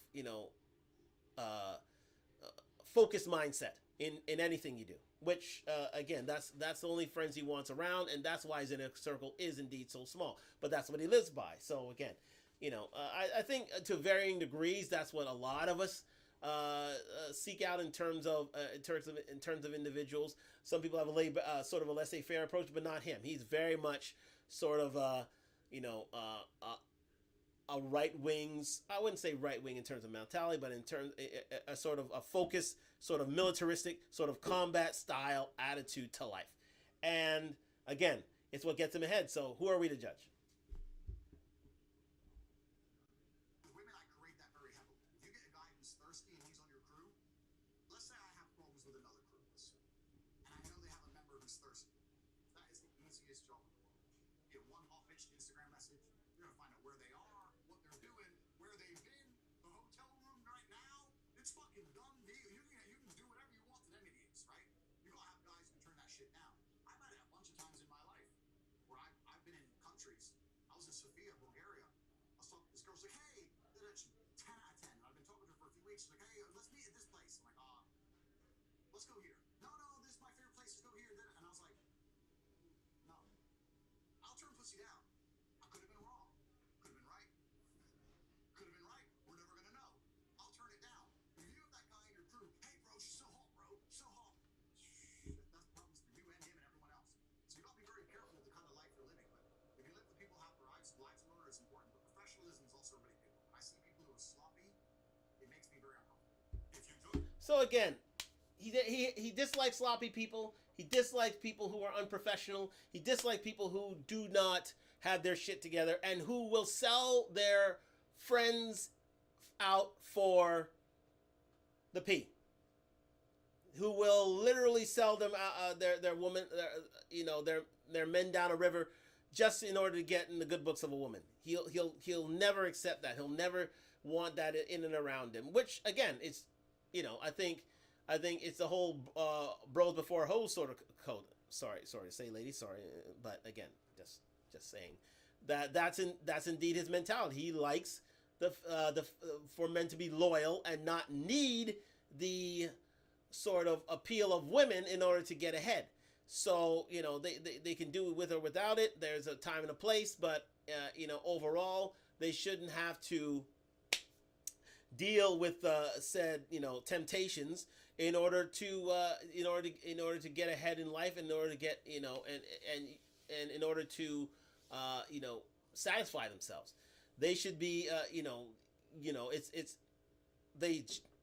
men should not be so hungry for female female gratification and female adoration. They shouldn't be. And again, I think for most men, that's very difficult to turn down. And I think it takes a certain man in order to do that. And I would say the top 10 to 20% of men who can do that, who literally say, I have it thrown at me all the time, I can turn it down. To those who are in the bottom 80%, they're going to find it hard. So he doesn't want to deal with those sort of people, which I can understand. I totally can understand that. And, there's a time and a place for female relations. There's a time and a place. And a lot of men these days can't find that time and place because they've been deprived of it so long and for so much. So that, when it's presented to them, that's all they can think about. That's all they can see. That's all they know. And, it's for female, gratification. That's all they live for. And, who wants to be, for guys, who wants to be around that? Men should learn a degree of self-control. Godfather said that himself as well. There should be a degree of self-control where you can say, no, I don't feel that this is the right time for me to partake in this. I don't feel that it is the right thing for me to do at this juncture. I'm going to put that aside and let me focus on what I need to do, and let me help my friends out in what they need to do, in the ways they need help in. So there's nothing wrong in that. I think there's nothing wrong in that idea, but in this sort of clickbait slash, story slash, shorts world, getting those sort of that full context of his ideals, you're not going to get that. A lot of people are just going to, clip him, and to a certain extent, this is his fault as well, because he is the creator of this image as well, where he's been clipped up, he's been chopped up, his ideas have been put out there, and so he's been considered in sound bites because, to a certain extent, he's put that out there because he has this Hustlers University, he has these he has these 18 ideas of personal wealth, and part of that is putting forth his ideas in sort of chopping up ideas, putting it out there so that it is absorbed by the masses, and people hate it or love it. So it's is he the harbinger of his own demise to a certain extent? Yes, but it's I think people have their own mind to think, and I think he's more of a help, sort of a help and a hindrance to those who are strong-minded and who are successful in and of themselves. So, I'm just going to see if there's any other comments, because what we're going to do is we're going to extend this another night, and we're going to just talk about his attitudes on relationships, because again, that is what people really want to know.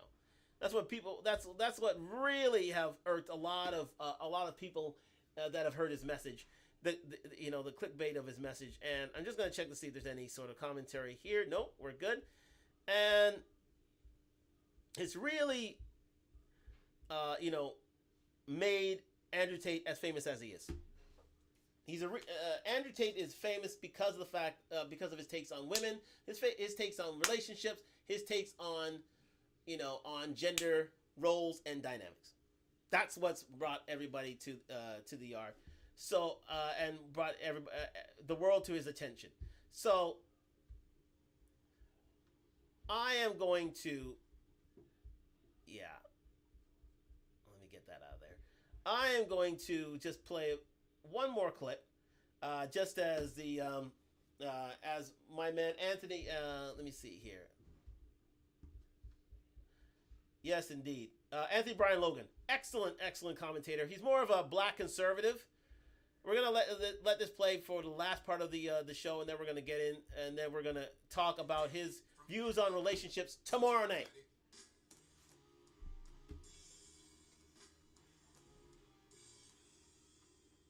How's everybody doing? My name is Anthony Brian Logan, and today we're going to talk about why Andrew Tate has been banned from the internet. Well, not really the entire internet, but from the big dog social media platforms, Facebook, Instagram, Twitter, YouTube, all the big dogs, he has been banned. And the question is, why? What did he do? And who is Let's fast forward this a bit. Further, let's watch this clip right here that kind of encapsulates why he's very popular and also why he has been banned. Because certain things he says are unpopular with certain people. Let's go ahead and check it out. Off the top of my head. Well, let me tell you, this is a Western phenomenon. And it's truly and utterly Western. If you were to go on a date in America, you'd have a girl sitting there trying to tell you she's your equal. If you were to go on a date in Moscow, you'd have a girl sitting there going, my man needs to take care of me. I want him to take care of me. I'll do my job, but he must protect and provide for me. So it's a Western phenomenon, right? It depends where you go. It depends. And this whole idea of this obsession with equality is a truly Western thing. And I don't Sorry about that. think it's particularly healthy or important. I don't look at a woman thinking, is she my equal? Is she below me? Is she above me? I don't do that. I sit with a woman and we either enjoy each other's company or we don't. But I know my roles as a man. I believe that as a man I should pay for the first date. I believe I should open the car door. I believe I should protect her, provide for her. I believe if she's my woman, she should be able to come to me with her problems and I should fix them. Perfect gentleman. 100% perfect gentleman. What's wrong with what he's saying so far? Okay? He's saying the woman has expectations and he's going to fulfill them. So what's the problem? Keep on listening. There it is. I mean, what is wrong with what he said? He's literally telling people that men should protect and provide. Kevin Samuel said that men should protect and provide. It's been time immemorial that men should protect and provide. He's just saying it right now. And he's also saying that this is sort of a Western phenomenon. In other words, a developed world phenomenon. If you looked in a patriarchal society in Africa, in Asia, in Eastern Europe, in South America, they adhere to this idea.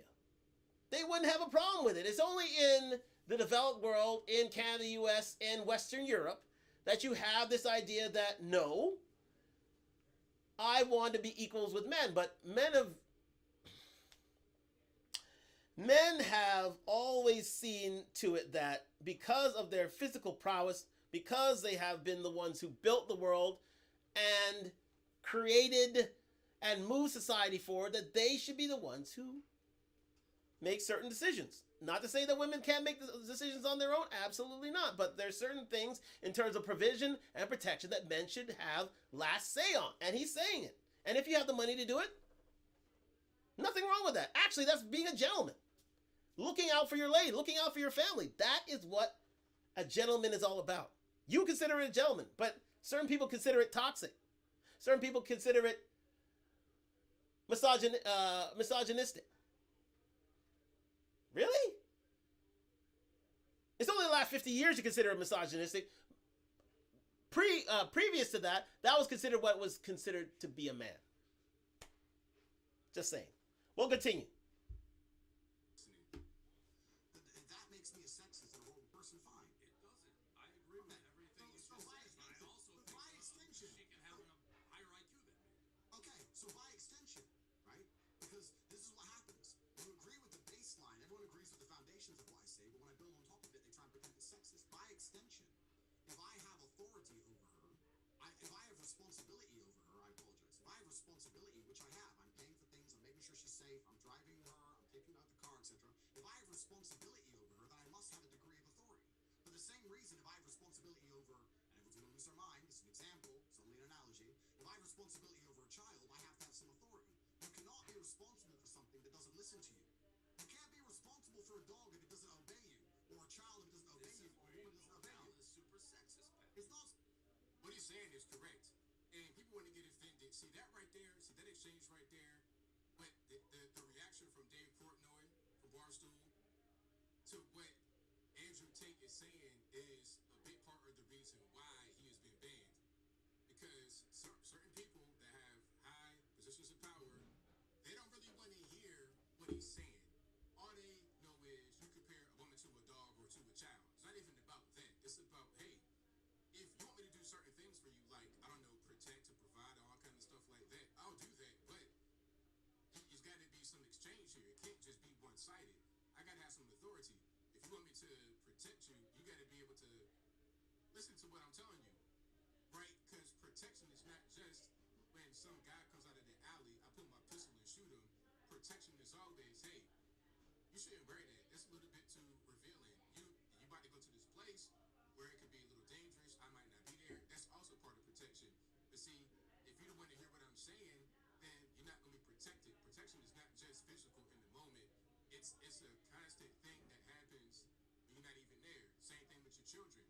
Same thing with a pet or something like that. But it's not to say that a woman is the equivalent to a child or a pet.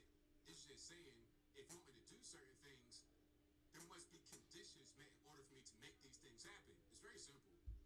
So, you heard that. Now here's the thing. It's, if we are the stronger sex and you want our protection, there are certain things we have to speak to that you should take, not with a grain of salt, but you should consider it, you should seriously consider it. Let's say that. You should seriously consider that if you are in a relationship with me. Because I am here to provide protection for you. If there's something that goes off at a bump in the night, you're not going to go out there and investigate it. You're going to ask your man to do it. And if your man does it and he's risking his life, quote unquote, in order to protect you from harm, there are certain things you can't turn around and say, oh, protect me now, but I can't listen to you at any other time. If that's the case, do it yourself. Depend on the state in order to provide that protection. But women don't want that. Women want a man who can get up at a moment's notice and do the business in order to protect her from harm. Consider it so chauvinistic. Consider it toxic masculinity. Consider it anything you want. But any woman would agree with that. Any woman. They want to be there with their man, knowing that if they go out in public, they'll be there to offer that, to be that shield for them if any harm enters their way. Nothing wrong with that. It's been like that for time immemorial. So why change that? Why change that? No matter how intelligent a woman is, she can't manage a man's strength.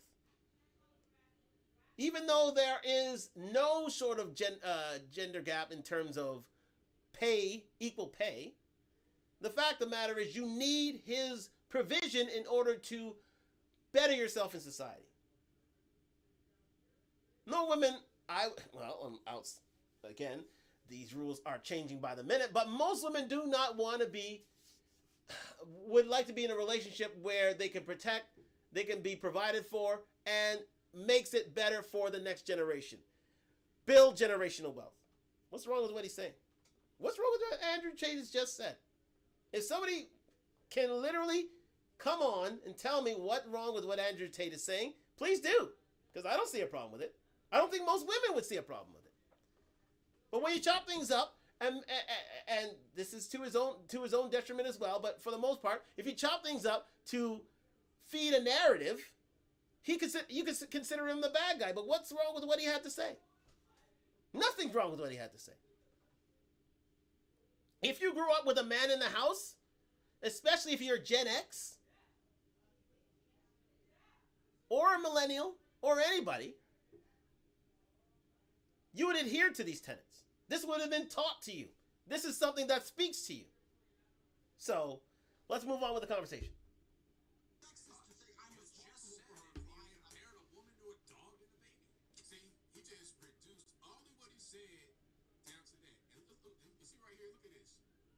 Faces. See, you already know where this is going to go. You already know where this is going to go. I don't know what kind of podcast this is. What is this? A chick flick with a dude in the background? What is this? Yeah, and I knew that was going to be, that's why I said everything for mine is just. Oh, yeah. Pick some better ones. Then if you want. And again, this is Simp 101. This is so Simp 101. You have a gentleman trying to look good to a certain lady so that he is better than himself. Kevin Samuels used to call these guys panda bears. That's what David Portnoy is right now. He's a panda bear. He's pandering to ladies. He's not. And this is where this whole simp mentality comes from. Simping. This is simping. When you have a female audience and you're there to dance for their enjoyment, you're there to put a smile on their face, something's wrong with that. You're stepping out of your male exterior. You're stepping out of it. You're becoming some new age man. You're becoming some sort of metrosexual. But at the end of the day, you're not. What man are you? What real man are you? What man are you? What respected man are you becoming? None. Because women women don't respect men like this. They don't. In the long run, they don't. But again, we stand at attention in these circumstances and realize that what is happening to men these days? This is part of the emasculation of malehood, when you have to dance for a lady's attention and favor. And this is Dave Portnoy is a high value man with in every sense of the word. And for him to do this sort of thing in front of women, it's beneath him. In my estimation, it's beneath him. I can't be responsible. Then cool. Let's take a beautiful sports car. Doesn't matter, a house. Yeah. See, he's not even really trying to hear it because all he heard was baby and dog. He is just, it's so weird. You know, this whole thing about equality, you can't have equality when people are expected to do different things. We're not equal in that way. We're not the same. Because people like Dave Portnoy and these women that were looking so flabbergasted, they look at equality as being equivalent. But it's not like that because you and I are not the same. Point blank, period. We do different things and we have different expectations placed upon us. That's how that goes. But we'll keep on going here. Yeah, I can't be responsible. Then cool. Let's take a beautiful sports car. Doesn't matter, a house. Yeah. Whatever. Whatever I'm responsible for, I have to have a degree of authority over. You can't sit there and say, I'm not. But where the disconnect is going is you start with the baseline, but at one point during this conversation, Dr. Circular, you were saying there's study. And I get what Dave Portnoy is getting at. He doesn't like the fact that women are being objectified. Okay, I get it. He doesn't want women to be objectified. He doesn't want to be compared to sports cars. Doesn't want to be compared to dogs. Doesn't want to be compared to anything as such. Fair. Okay, fine. But at the end of the day, you cannot contend with males' authority, males' hegemony in terms of provision and protection. Especially protection. Because every woman wants our protection. They just can't really say it. And they'd rather the state to do it, but they don't want to say it out loud, but they do.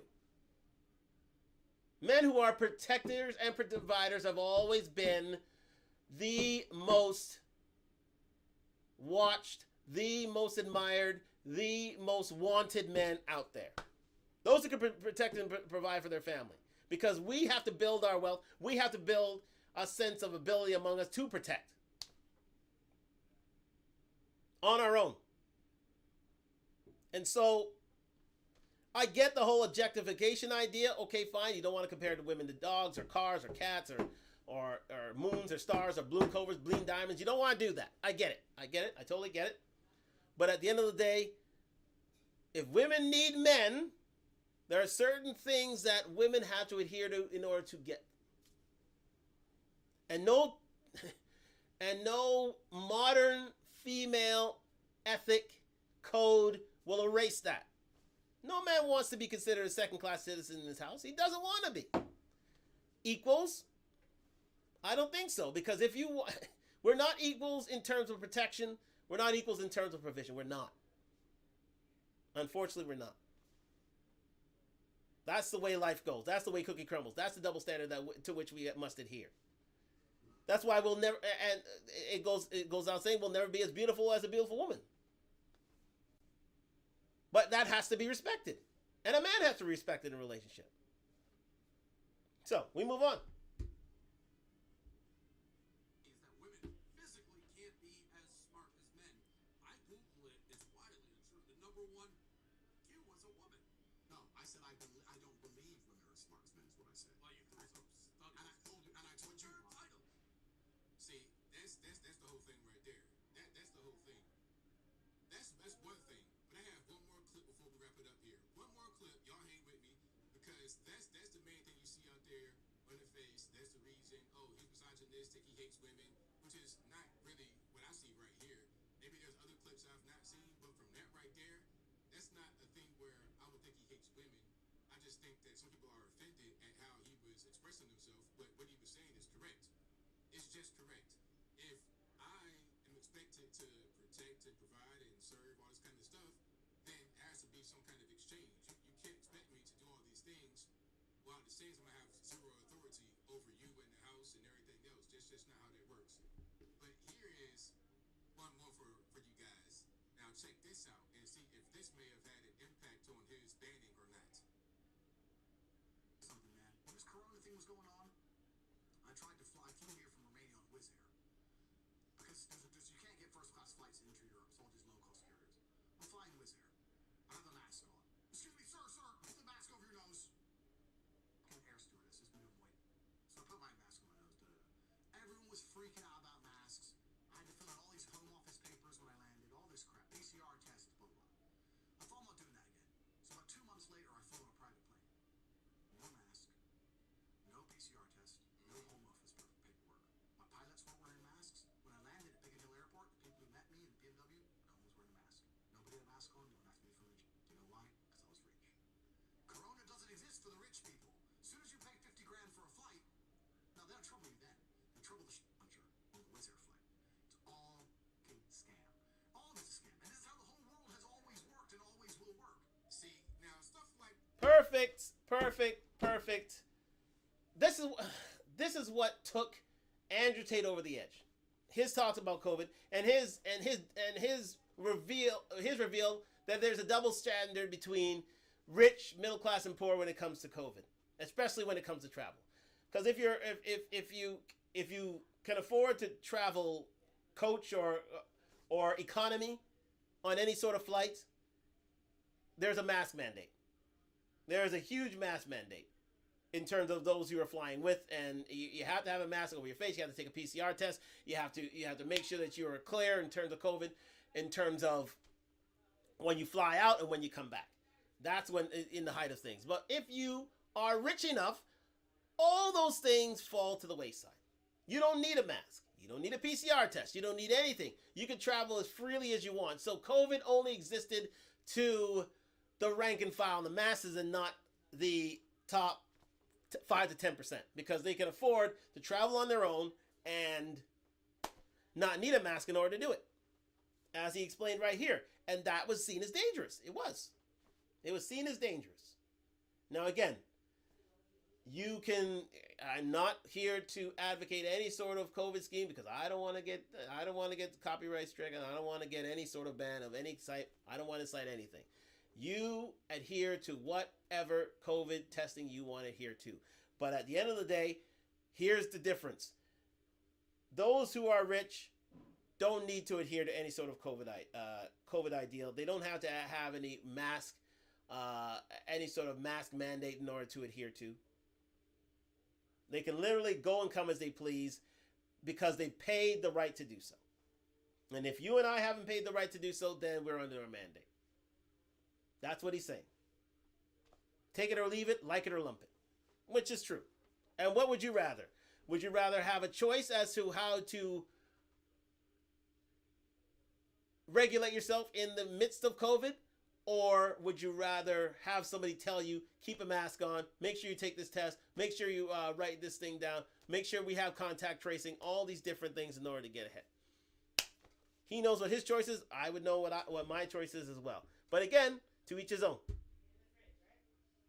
when you start to really expose what's really going on, a little peek behind the curtain. Oh no, we can't do that. We cannot have that going on, Mr. Tate.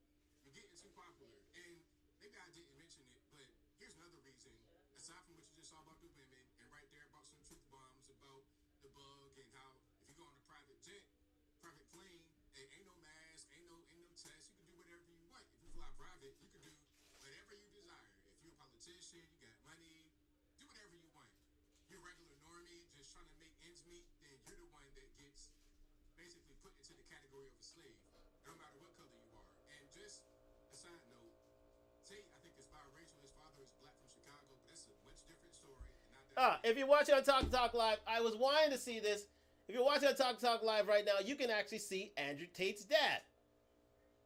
They have a picture of Andrew Tate's dad here, who is a black man from Chicago. You didn't know that. There's a lot of people who don't know that Andrew Tate is biracial. He is indeed biracial. His dad's from Chicago.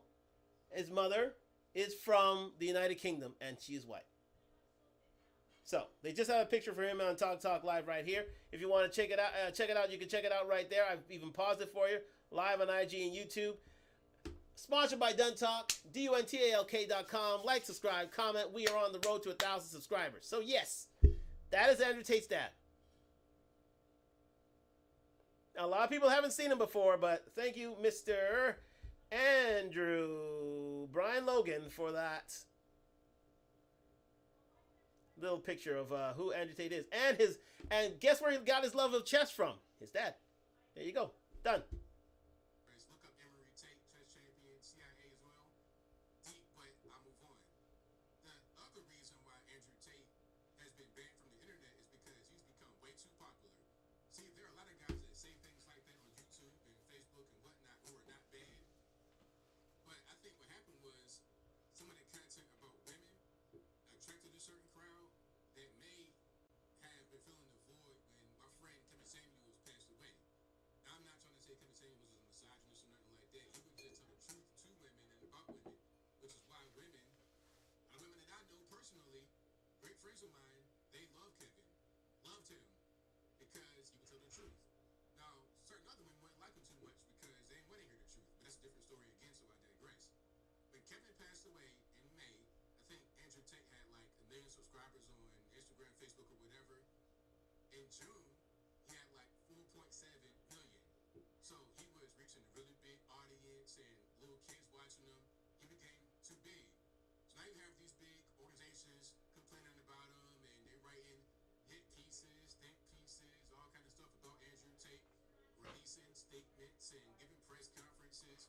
It became too much for these big social media giants to bear. It's the same thing they did with the mask stuff. If you were to be critical of the masks, when Fauci was saying put the mask on, take the mask off, put the mask on again, he would get punished for that. But now that we know that was all BS and it's been out there and Fauci is leaving, we can talk about it again. It's the same thing going on with Andrew Tate. Same thing. It's a political situation. That's what's going on, at least in my humble opinion. That's why. So again, just finishing up, Andrew Tate has filled the void. That's the reason why there's so much hate for Andrew Tate. Because again, he is the next level of what Kevin Samuel was. Kevin Samuels was pretty much running the black manosphere, running black internet for a good 2 years.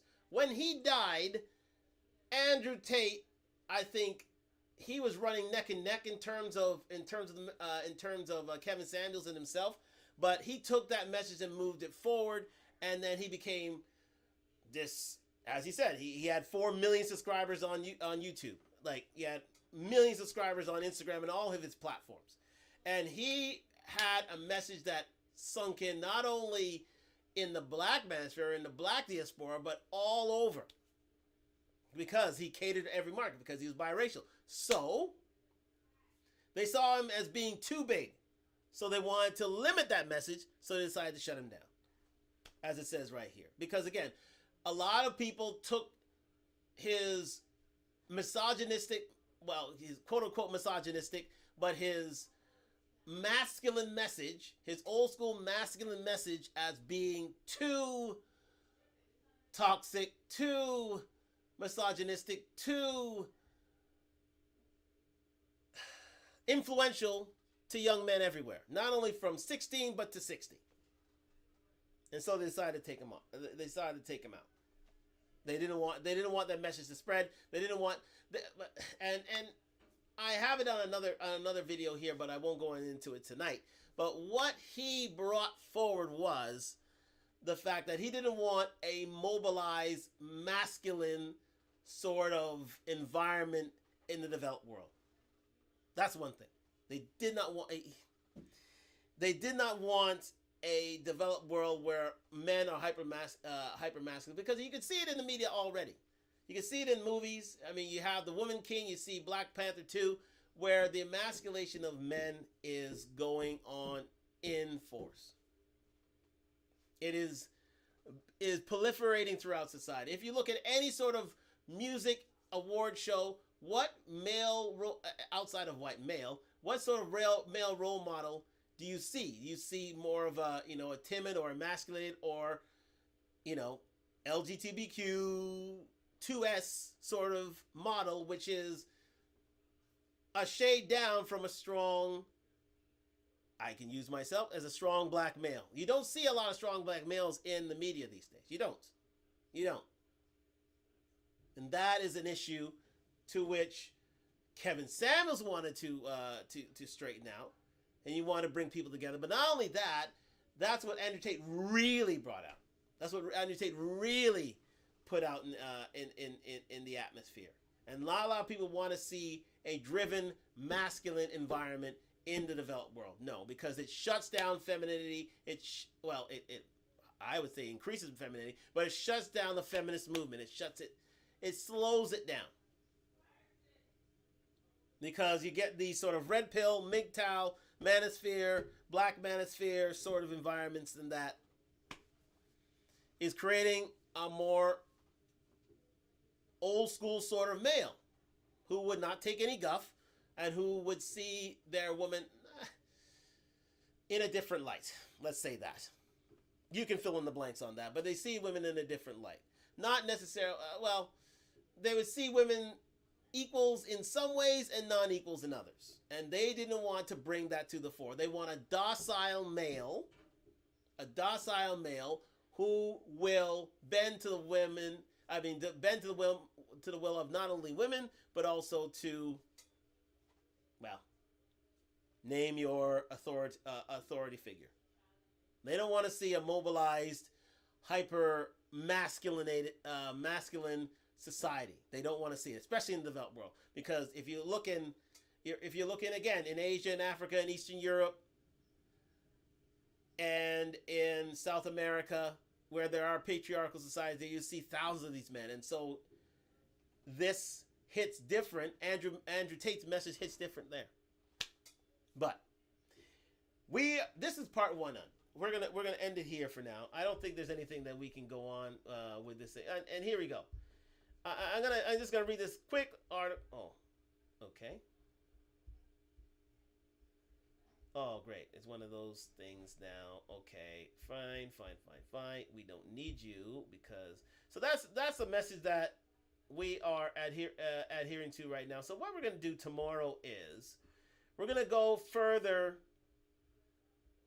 Oh, you know what? I'm going to play this one last video and then we're going to get out of here. Just with regards to Andrew Tate and the whole Lil Nas episode and how, his video with Dancing with the Devil wasn't exactly, it was targeted for a reason. Holy shit. You can't believe your own eyes. Then what can you believe? There's also another guy I want to shout out quickly who's doing some good work on TikTok. Got a petition to unban him from Instagram. No, he's the top G. Do you have a Bugatti? The reason why you can't have a Bugatti is because the top G has all the Bugattis. Excuse me, everybody. Okay, that goes a little further. Anyways, let me move this on. Here's one thing I would love to ask Andrew about. Ellen, but who is it? Media can put information, but if we can't... Conversation I want to have with you. You may think it's artistic, you may think it's cool, but sex with the devil is nothing other than degenerate. And I know when you're young, you may think that those kind of things are like, here we go. You may think those kind of things are edgy. I've never seen that before. Holy shit. How does that not get canceled, but only the content in this space does? Holy shit. How does that not get canceled? That doesn't get canceled because they want to create a more docile individual. They want to create a more docile man. 30 years ago, that would have never been tolerated. But these days, they want a docile, emasculated, especially black man out in the public life. And again, no shade on Lil Nas X. Let him do what he wants to do. But at the end of the day, he's been used as a puppet in order to create a more emasculated male.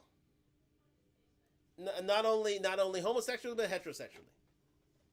A new definition of man, if that is a definition at all.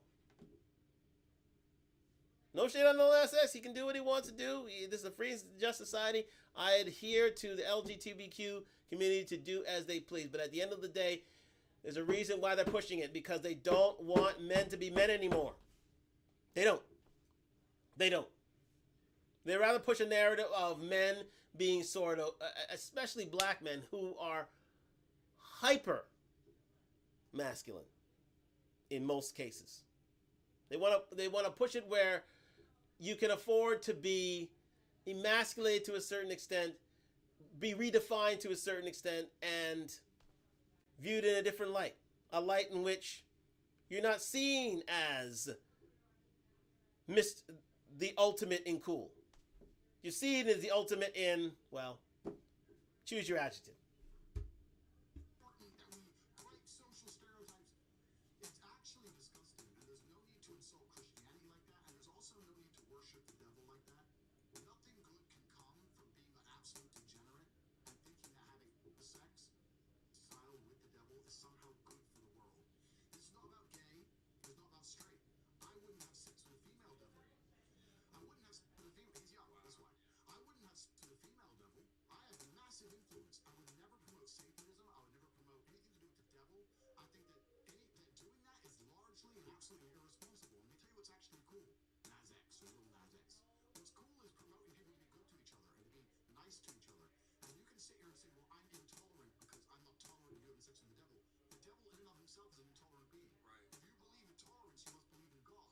You can't be out here promoting these things. What you're doing is genuinely disgusting. Yeah. And what's happened is this. He didn't come up with this idea. Someone above him came up with this idea. Some artistic producer, some record producer, someone came to him and said, this is going to be cool. This is going to break the internet. You're young, he's impressionable.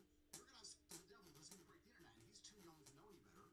So I am so convinced that with the decentralization of communication platforms such as YouTube, and I know some of the biggest creators have gotten kicked off and now they're on different platforms, and this is why it's so important as to really put a fine-tooth comb and really an understanding what is the reasons for these different bannings. But the thing is like Lil Nas X is able to do this because he has marketing dollars behind him, and they're all in cahoots together. A lot of those top executives are also friends with the people within technology companies as well. So they're all kind of gently massaging and rubbing each other's backs to get certain messages through, and then other messages not. And there, we're going to leave it. I'm going to have my last say, and then we're going to leave it there. But the fact of the matter is, Andrew Tate has a right to be, dismayed at this Lil Nas X video, because again, it's promoting devil worship. It's promoting devil worship. It's defaming Christianity. It's defaming family values. It is going against the grain, and it's being funded by corporations themselves. This sort of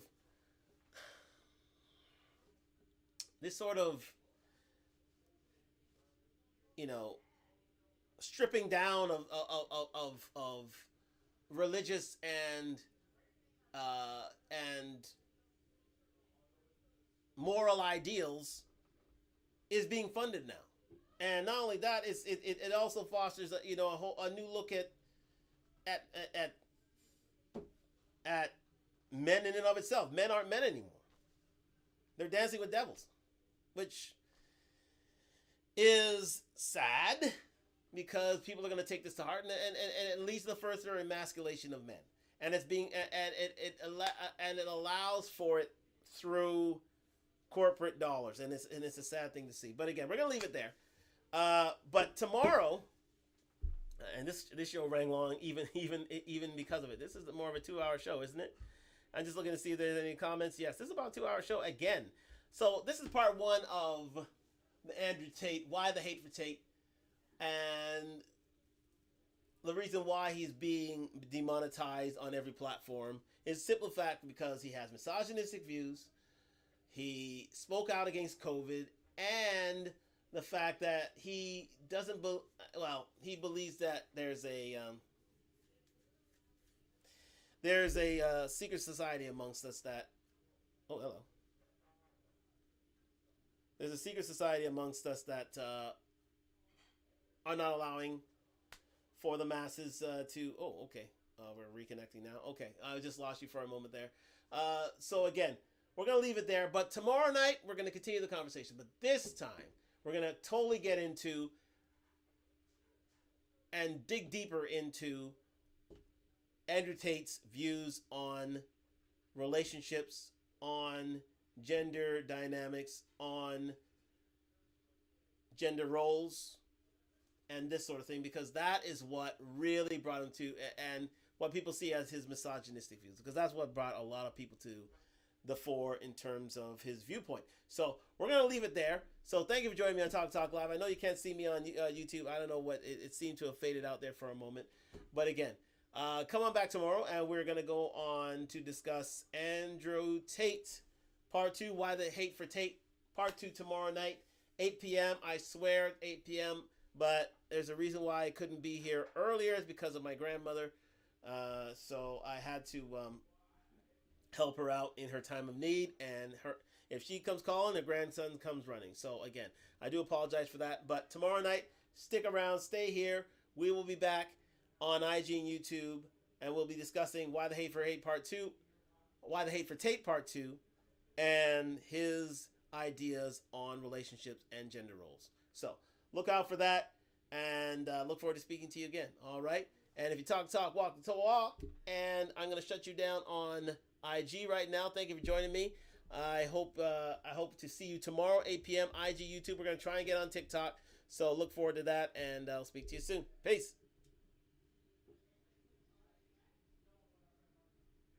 Okay.